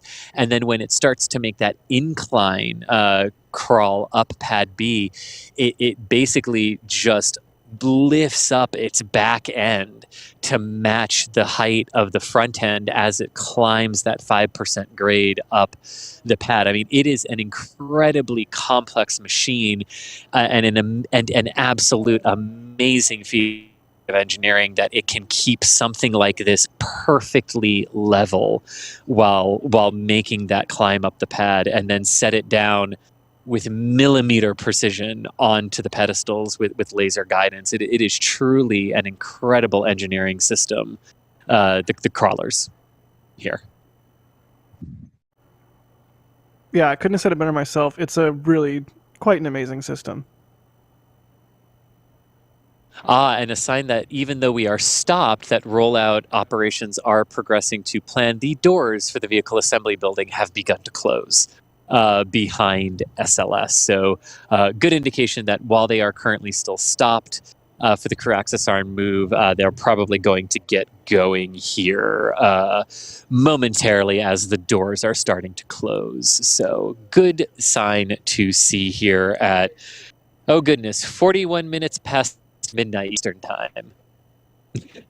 Hold strong, I think buddy. Sawyer. I think Sawyer and I are getting used to being here at 1 o'clock in the morning because I think for the past 3 nights that's what we've been doing. Hold strong. Well, this is when those launch windows will be opening in a couple of weeks. Exactly. But man, I gotta say, I'm actually really. I know from a photography standpoint that photographers are bummed out about this, but I am actually really ridiculously excited that it's a night launch because explaining the power of this vehicle to people, oh my gosh, that is going to be so apparent to everyone when these boosters turn night into the middle of day when they ignite at midnight here in a couple weeks. So they are, prepare to just really experience the power from just the light show that this is going to be when SLS takes off at night. Yeah, I mean, we're gonna feel the warmth on our faces. Like that's. Oh gosh, yes, Jack, yes. which is a wild thing to experience from miles away. I'm gonna keep I'm going. excited just to feel the solid rocket boosters again, going back to shuttle days. Even though, Yes. especially the 5 segment now. Oh, that's gonna be beautiful. Oh man, that's really gonna be great. Yeah, the scream that will come out of my mouth will be multiple, and they will be loud. and ugly crying too. Oh my god. Ditto. Oh my god. I can't wait. I cannot wait. I hope I'm there for it. I plan to be there for it, but you never know. Let's see here. We kind of talked about some of these questions earlier, but as the stream goes on and people come and go, we might touch on some of the same questions or similar questions. Metodi is asking, would they use the launch abort system on this flight if anything were to go wrong? The launch abort system is not active on this flight, correct? That is correct. The abort motors themselves are inert. So Orion itself has no abort options for the first 3.5 minutes of flight, roughly, until the launch abort system separates under a nominal launch condition. And from that moment on, Orion actually would have abort off the top of the core stage or the ICPS capability. You'd lose the mission, but you would save Orion at that point.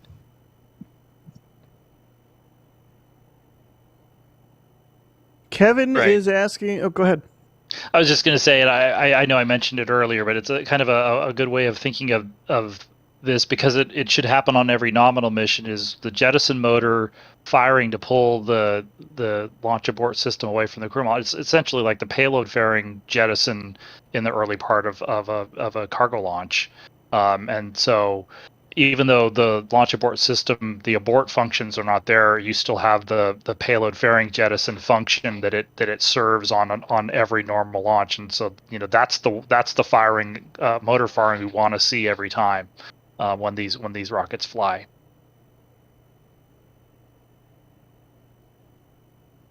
Kevin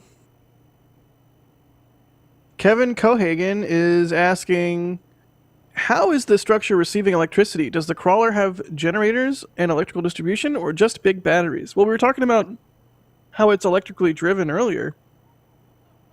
So, yes, it has generators. It does have generators to the tower itself. Philip, are there connection points where the crawler gives the ML power as it rolls, or is the ML on battery power?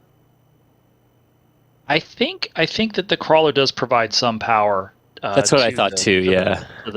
I think this even goes back to shuttle days that it provided some power to the MLP, but I know they do have some portable units that have their own either portable power for like doing purges and things like that. But I do think that the CT does provide some power to its payload, so to speak. That's my understanding too, and then a lot of the rest of it will come from the pad itself once it gets out to 39B. Right.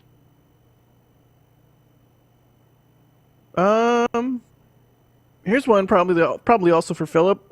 Nicholas is asking, will they have any science or not related to the flight planned for the mission, experiments or observations? What kind of science are they going to be doing on this flight outside of just the standard test flight parameters? It's I think mostly going to be passive. So they do have some of these what do they call them, anthropomorphic test devices. Moonikins. I'm sorry, that's right. It's been a couple of months now, but I refuse to call them Moonikins. They have, but they'll be measuring. This is the first crew-rated spacecraft to fly outside Earth. The influence of Earth, and go away from the radiation belts and the magnetic field. And so they've got dosimeters on them. They have them, and they have, I think, Orion's a four-person crew. They have, I don't know if they have the full seats in them, but they've got at least one full Moonikin set up in one of the pilot seats, the two forward seats, and then they have sort of torsos in the other two. And so, but it's again just trying to measure those types of things, the radiation field that you get, not just on the way from the Earth to the Moon, but then also in this cislunar space. The orbit that the Gateway is going to isn't the same orbit, but it's in the same kind of I believe the distant retrograde orbit for this mission goes out about 70,000 miles from the Moon, so it's a long ways away from the Moon. We're hoping to see some selfies from the tips of the solar arrays on Orion, and I think when it gets farthest away from the Moon, the Moon's going to look pretty small too. So, but I believe most of the science on this, in a way, even though they're essentially disconnected secondary payloads, a lot of the science is going to be done by the CubeSats too. So, but that's almost kind of a separate channel of experiments that'll be going on, and those will go on independently of the mission, and we'll have different mission durations from the mission itself. So, but I believe that's the majority of the science is kind of passive like that for this mission, and it is very much focused on Orion flight test objectives.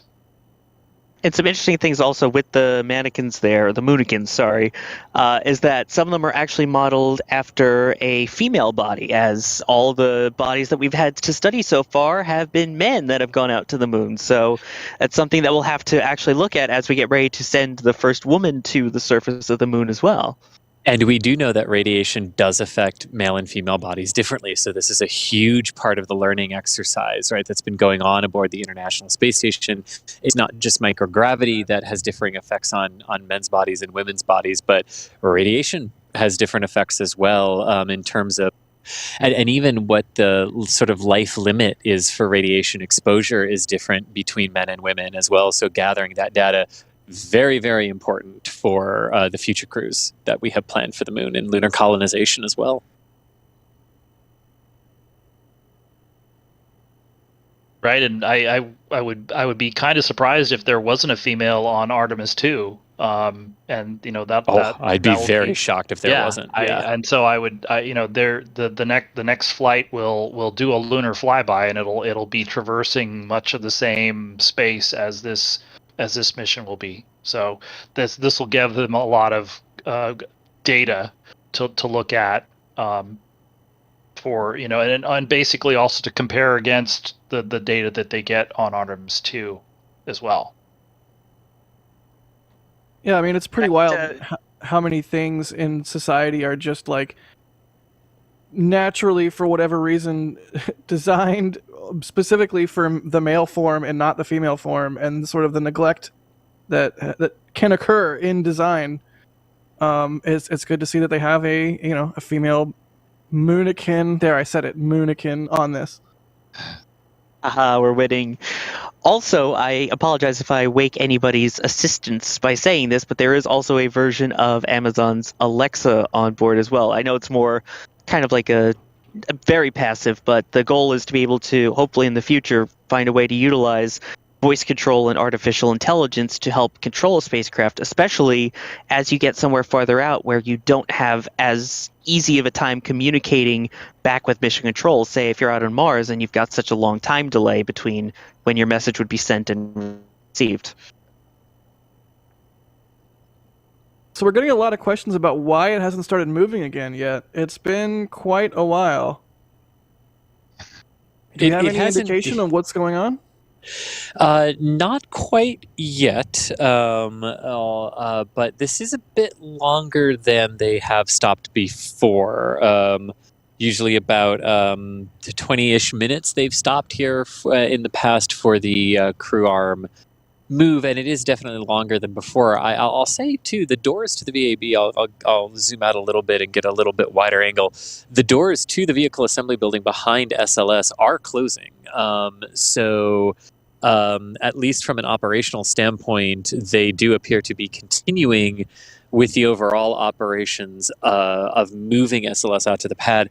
Why they are not moving yet could be a variety of things. The crawler does have to stop sometimes if it overheats. I know it's only come a little bit so far, but if there is overheating, if there is something with the crawler that they're not really comfortable with, they wouldn't want to roll until they could resolve that.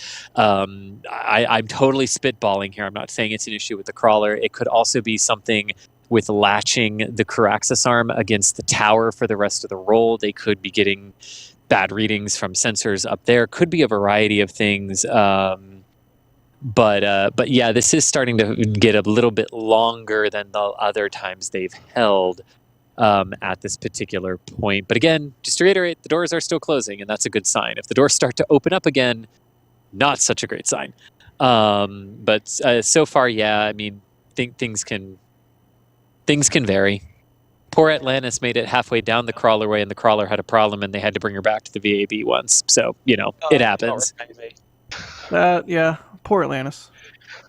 Is it bad that I'm just picturing like on a subway where it's stand clear of the closing doors, please? It may just be my loopiness now at 1 a.m., but yeah. That's about right? Oh, man. Let's see here. Ben Hockley, thank you for the support. They say night launches are a lot more convenient to watch from Australia. Well, good. I can feel the night in quotation marks there, because in Australia, it not night. Yeah. Let's see here. Toaster Lad says, I have an art exam during the launch. Should I skip the exam / get it rescheduled? Yes. That's an easy answer. Yes. Rich Hyde was one of the people asking him why it stopped. The Elvis light. We are moving. Hey, look at that. It hurt us. Yes, indeed. So off we go. So whatever the little holdup there was could have just been them taking a little bit longer to work through some procedures, the nominal procedures as last time. But they are moving again at that blisteringly fast pace of under 1 mile per hour. Yeah, you can see the water truck doing its spray intermittently. You can see it scooting along if you use that street light as a guide or what have you. It's very obviously started to move again. Hooray! The Elvis like is asking, what happens if a boat or plane gets in range of launch?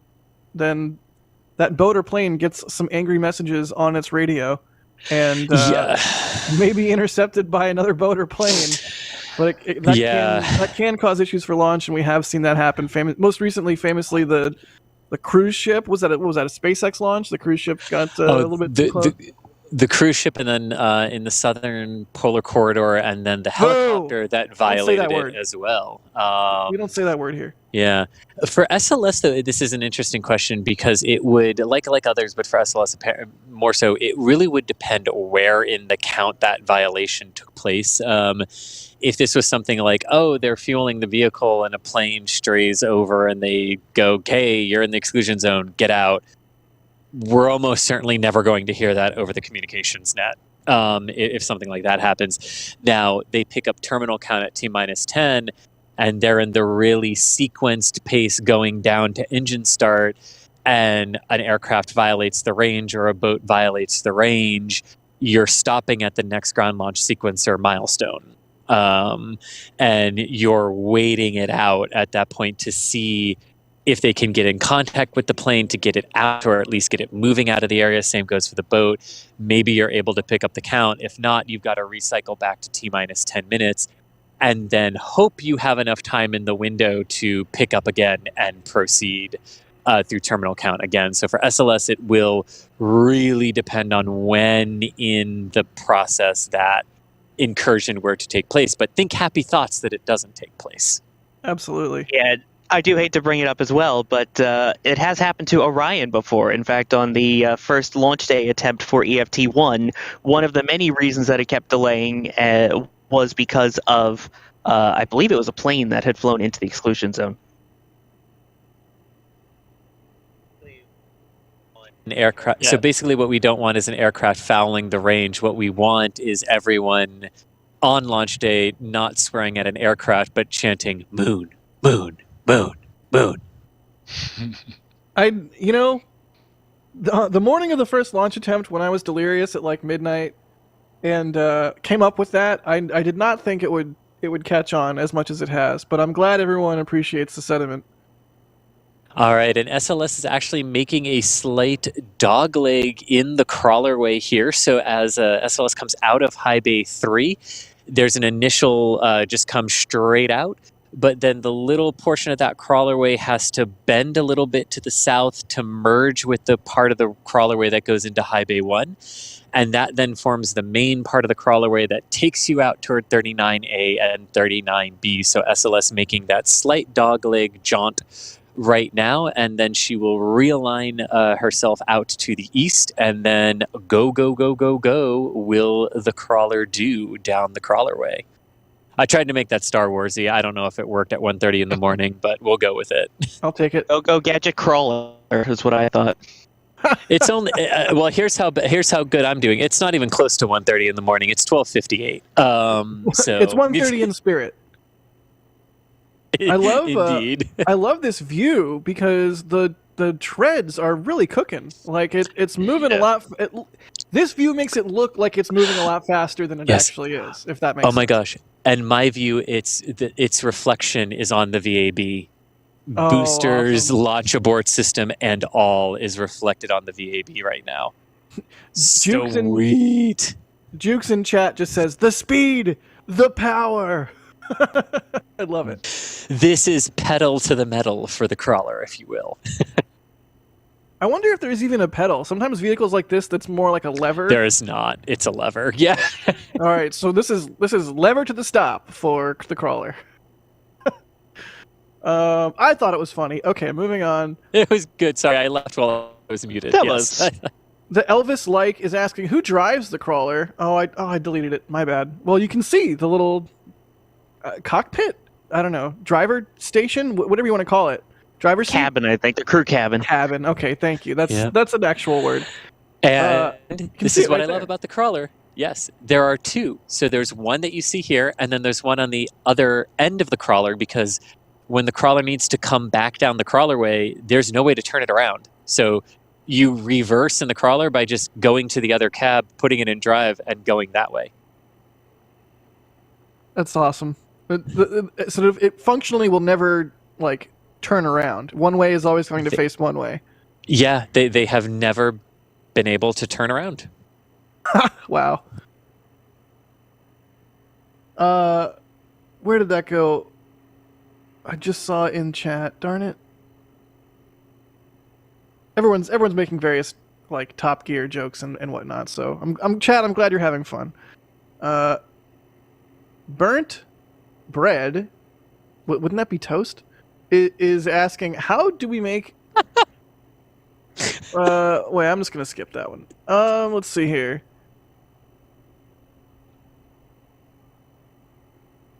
RD Fox 76 asking, should the launch be visible from Fort Lauderdale area if weather permits? I think the answer there is yes, although I'm not. I can see very much, yes, it should be, as I can see typical launches from Fort Lauderdale that are not 8 million pounds of thrust. Nice. And 500-foot columns of fire behind you, which is how long the SRB column is. The that too. Fire coming out the base of the solid rockets at liftoff is almost twice as long as SLS is tall. Yeah. It's going to be, I mean, kind of a duh statement, but it's going to be such an awesome thing to see and witness. And if you're anywhere in the area or around in Florida, like, just go outside. Just go outside and look. I mean, it's a stupid thing to say to everyone watching this stream, because if you're watching this right now, you are certainly one of those people that would. But I never cease to be, mind boggled by people who are like, yeah, it's whatever, and like, don't go outside to see a rocket launch. And everyone in Central Florida, like, I feel bad for the people who have to get a good night's sleep that night, because the ground is going to shake so much throughout Brevard, Orange, Seminole, and Volusia counties here that many, many, many people have moved here after the conclusion of the shuttle program and have no idea what is coming when this vehicle lifts off. Stephen Marr just raised his hand, standing right next to me. That was good. But yeah, so many people are just not prepared for what this is going to feel like when the boosters light. Yeah. Just like dogs barking, car alarms going off, general pandemonium in the best way. Mm-hmm. Oh, I remember growing up like 40 miles north of the Cape here, like, things on shelves would sometimes rattle off shelves when the shuttles would lift off. So it happens. That's wild. Let's see. Space. It takes a lot of energy to get there. Yes, it does. Here we go. From Cornbread Returns. I never knew cornbread was gone. Says, can you guys elaborate a bit on any work done to the hydrogen service mast or plate while the vehicle was in the vehicle assembly building? Did they make any additional modifications? That's like one of the areas that was, had a leak previously, right? Right. But the work that they did was out at the pad. So they had, on the second launch attempt, they had a leak that they couldn't, that they couldn't basically get back in control. And part of this, again, is this learning curve that they're going through. But what they did while they were still at the pad was to they basically put up an environmental enclosure. They disconnected the hydrogen umbilical plate, the ground side plate, from the vehicle side plate, and they replaced the Teflon seals on those two large diameter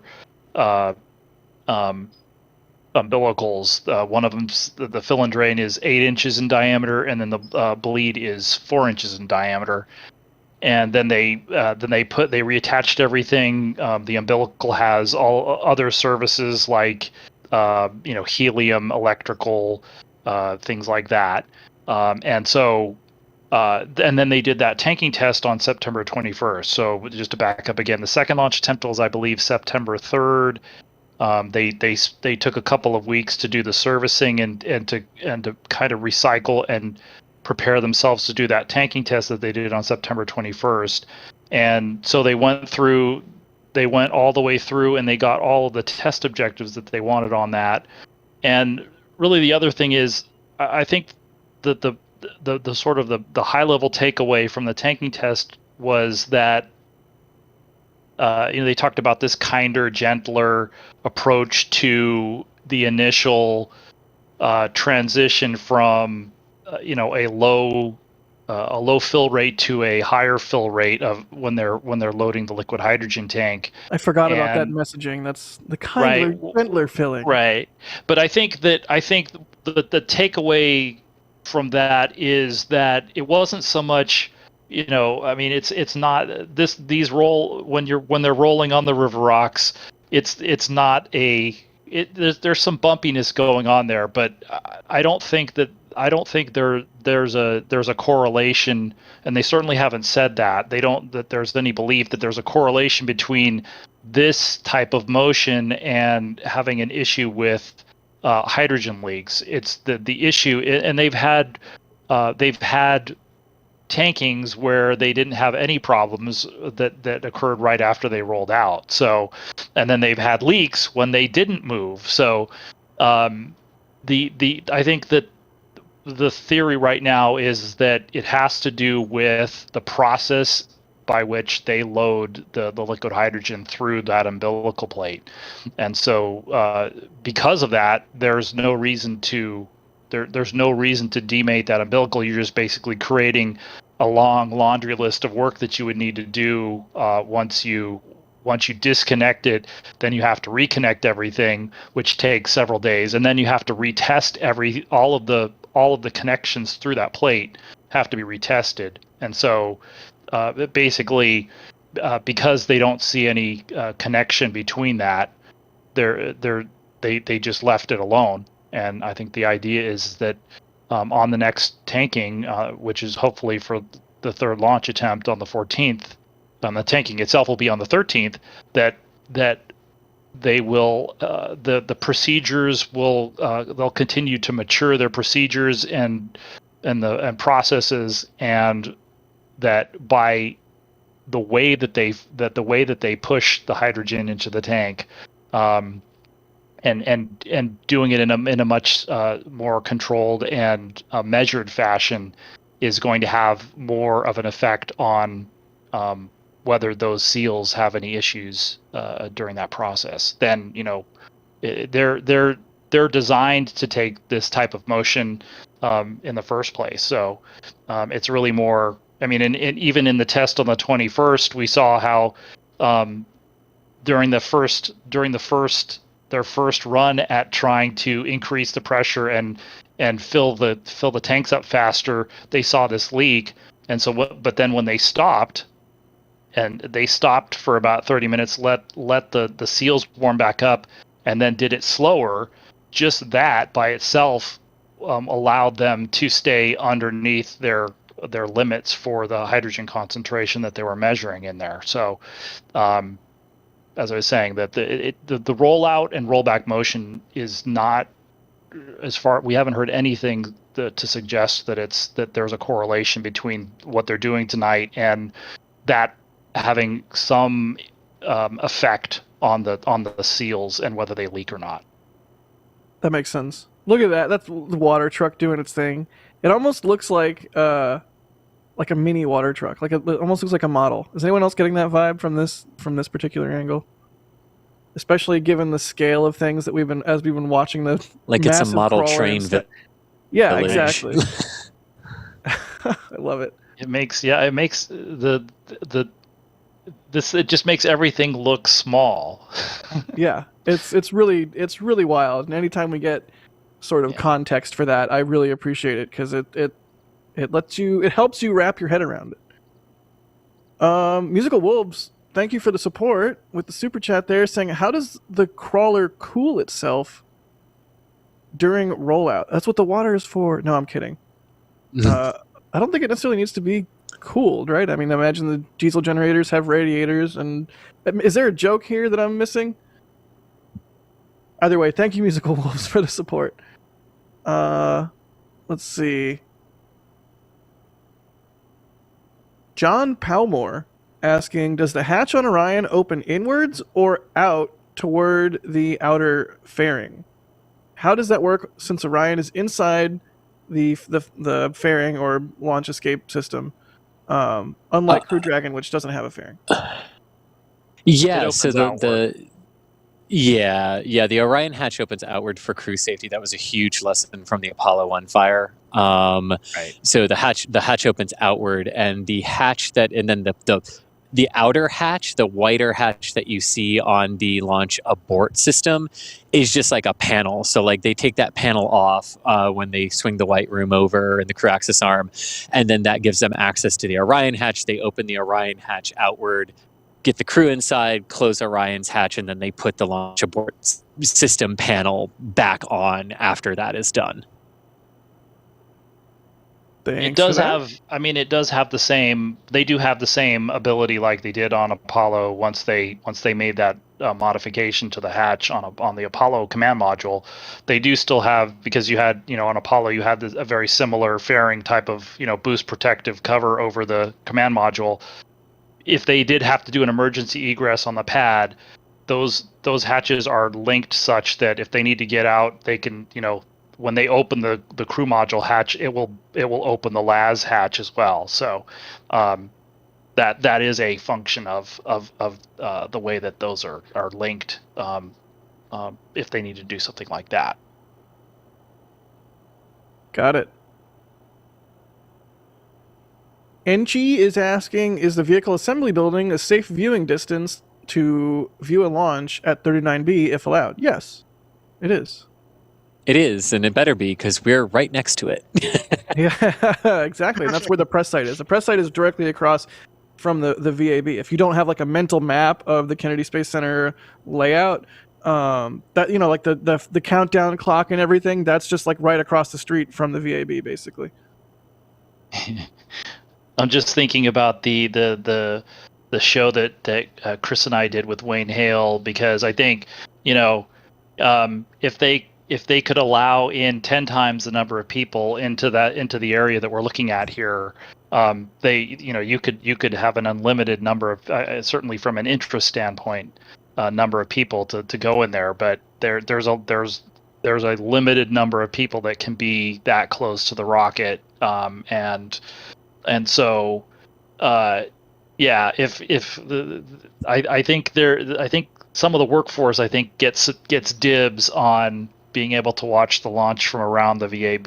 I know you guys are talking about the noises that the VAB makes during launches, which is an interesting phenomenon. It's an amazing sound. It's so darn cool. It'll be interesting what it sounds like with the SRBs. Yeah, I sort of wonder, like, I don't think it happens every time. I certainly haven't heard it every time, but I've been there for a launch, but I've only been there for a handful. And it's the Merlin engines on the Falcon families that do it. They operate at like really close to a resonance frequency with the panels on the outside of the VAB, because when Atlas lifts off, nothing.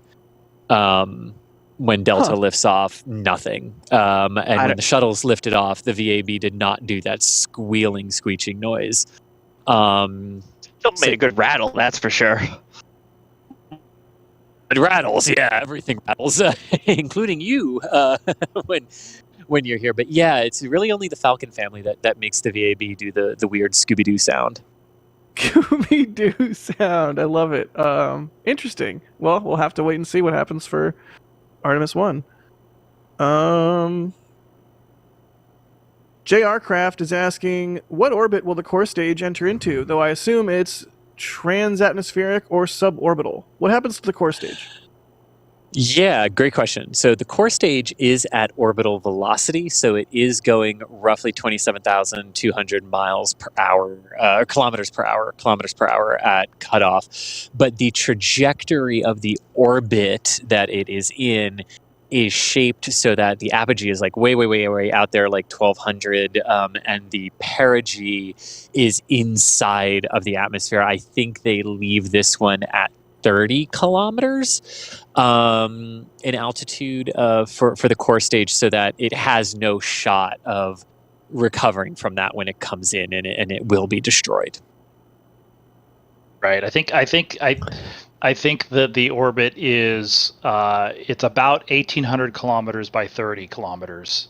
So there we go. 1,800 being apogee and 30 being perigee, and on the next on Artemis, so they're holding some performance margin back for this because it's the first launch of the SLS, and I believe on the next one they're going to be targeting something like 2,200 kilometers by 20. But that basically allows the core stage to come around. I have to go back and look at the times, but it's somewhere around an hour 45 minutes after liftoff, what's left of the core stage will be all in little melted chunks at that point, because it's going to re-enter without a thermal protection system, and it will re-enter, I believe, east of Hawaii. And it's a fairly large footprint. It's not going to come down, and it's going to come down in thousands of little pieces, because it's going to burn up and break into chunks because of the amount. All of the energy that you put into the launch is going to be re-imparted on the core stage when it re-enters, and it has no systems to handle that. And what's important to note about that too, given another vehicle that is currently in space, China did just launch the Shenzheng 5B with the Mengtian module for their space station, and they actually put that massive vehicle like SLS into orbit and then just let it come down wherever it comes down passively. And if you're following along on Twitter, many are trying to follow along on the predictions for that uncontrolled reentry, and that is exactly what NASA does not wish to do. They did not do it with the shuttle and the external tank. They purposefully left that vehicle on the same sort of structured suborbital trajectory for external tank disposal over the Indian and Pacific Oceans, away from shipping channels. And SLS's core stage will come down over the Pacific near Hawaii, but again, in a very known and controlled way where everyone can be warned ahead of time who might be in the area, boaters, and mariners, but in large part, it's not going to come down over land, which is a huge part of responsible disposal of these massive stages back into the atmosphere. Right, and all the American launch providers, and I think all of the pretty much almost everybody, maybe except for I think China and Russia are the two obvious exceptions that I can think of. But everybody else disposes, very deliberately disposes of their rocket stages. So SpaceX, they'll deorbit them intentionally. ULA, all of the providers make sure to deorbit their stages over away from populated land masses. Makes sense. Musical Wolves again asking about the crawler overheating. I don't think that's not an issue. It's just they designed it to not do that. Well, so right? it can overheat, right? Because the bearings, as everything is moving, and the friction, right, of all those gears turning the treads, right, they are greased like there is no tomorrow. But they can overheat, so sometimes they do have to stop to let it cool down naturally. Sometimes they have to stop to re-grease. But in other basic terms, like, it would be cooled very much similar to how diesel electric motors cool themselves, and maintain temperatures like that. And if they overheat, you shut them down for a period of time and you let them cool down. And that can happen to the crawler as it's taking these massive loads back and forth down the crawlerway. Yeah, good point. Thank you. I'm sorry, Musical Wolves. I didn't think about that, but sometimes you even see people like walking around like greasing it as they go, right? Oh yeah. Sometimes they don't even have to stop to re-grease it. Yeah. Let's see. Morphine Cowboy? Interesting name. Morphine Cowboy, I like that. Is that like Cowboy Bebop's cousin? Like, it's way more chill. Yeah. Morphine Cowboy says, Micro once drove the crawler on Dirty Jobs. Good episode that shows the workings and scale of an amazing machine. Oh, nice. That actually is a really good episode of Dirty Jobs. Yeah, of how the crawler works. Highly recommend. Let's see here. John Palmore is asking to each of us if we were given an opportunity to ride on Saturn V, Shuttle, or Artemis, which would you choose and why? I'm going to go with Shuttle because it's Shuttle. Chris, go. The Shuttle, yes. Philip? Did we have to give the why or just the answer? Oh, yeah. What's your why? Sorry. The most capable of them. and a capability that we have not yet gotten back since we gave it up. I mean, like the Apollo crew modules could go to the moon, but yeah, not 7 people. But 7 people, the payloads that we were hauling at the time, the multifaceted missions that they could do. You could launch one mission and throw out a geostationary communication satellite, and then spend the next 7 days doing geophysical and medical and scientific research, and then deploy another satellite a few days later for a complete. I mean, like they were mini space stations every time they launched, and we've never really. Or catch a satellite too, yeah. But I mean, so many things. But yeah, the shuttle for me. Philip? Yeah, it would be shuttle. It's a NASA spaceflight stream. What did you expect for your answers? Yeah, everybody? you probably need to ask that question in a different, like maybe tomorrow when you're at Starbase Live. That would be ask that, and ask about SpaceX vehicles then. Yeah, right. Sawyer, what are you thinking? I mean, I think if we're going to go for the trifecta here of shuttle, it's such a unique vehicle. I mean, yes, it's amazing to see, like in front of us right now, the Artemis and SLS, and I'm sure Saturn V was beyond impressive, but there's something about taking a giant gliding brick and sticking it on the side of an external tank with 2 solid rocket boosters strapped to the side, of which the boosters are recoverable and reusable, and the shuttle is recoverable and reusable, that I just think you can't beat. And also, it's probably the most roomy of all of them, so even if it is 7 people, you've got the flight deck and the mid deck, so shuttle all the way. Yeah, you could even do like what was it called, Space Hab or something like that, where they would put like the yeah, Space Hab and Space Lab, yep. Exactly, in the payload cargo bay. Just even more room. And honestly, Saturn V was kind of sketchy, like with all the pogo issues. And like, I mean, if we had kept flying those, who knows what could or may have happened. But maybe I'm just an idiot. It's right in the intro, as to eat off. Yeah, true.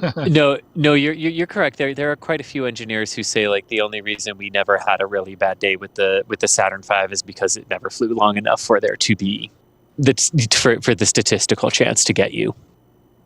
Yeah. So there you have it. Good question. This is such an awesome view. You can hear the crawler a little bit in the background, it sounds like. Very faintly. Oh yeah. Even from the distance, even from the press site. That's awesome. Yeah, it's like a nice white noise hum in the background. I would play like a 12-hour loop of that to sleep to, 100%. Just like electric generator crawler hum. Slight sound of crunching rock. Yeah. And it drowns out the sound of the mosquitoes eating your, taking blood samples too. Oh, that's God. a good thing. Thanks for reminding me. That too. Well, see, that's what I meant. You forget because it drowns out the sound. Not the pain. Once you get old enough, you can't even feel it.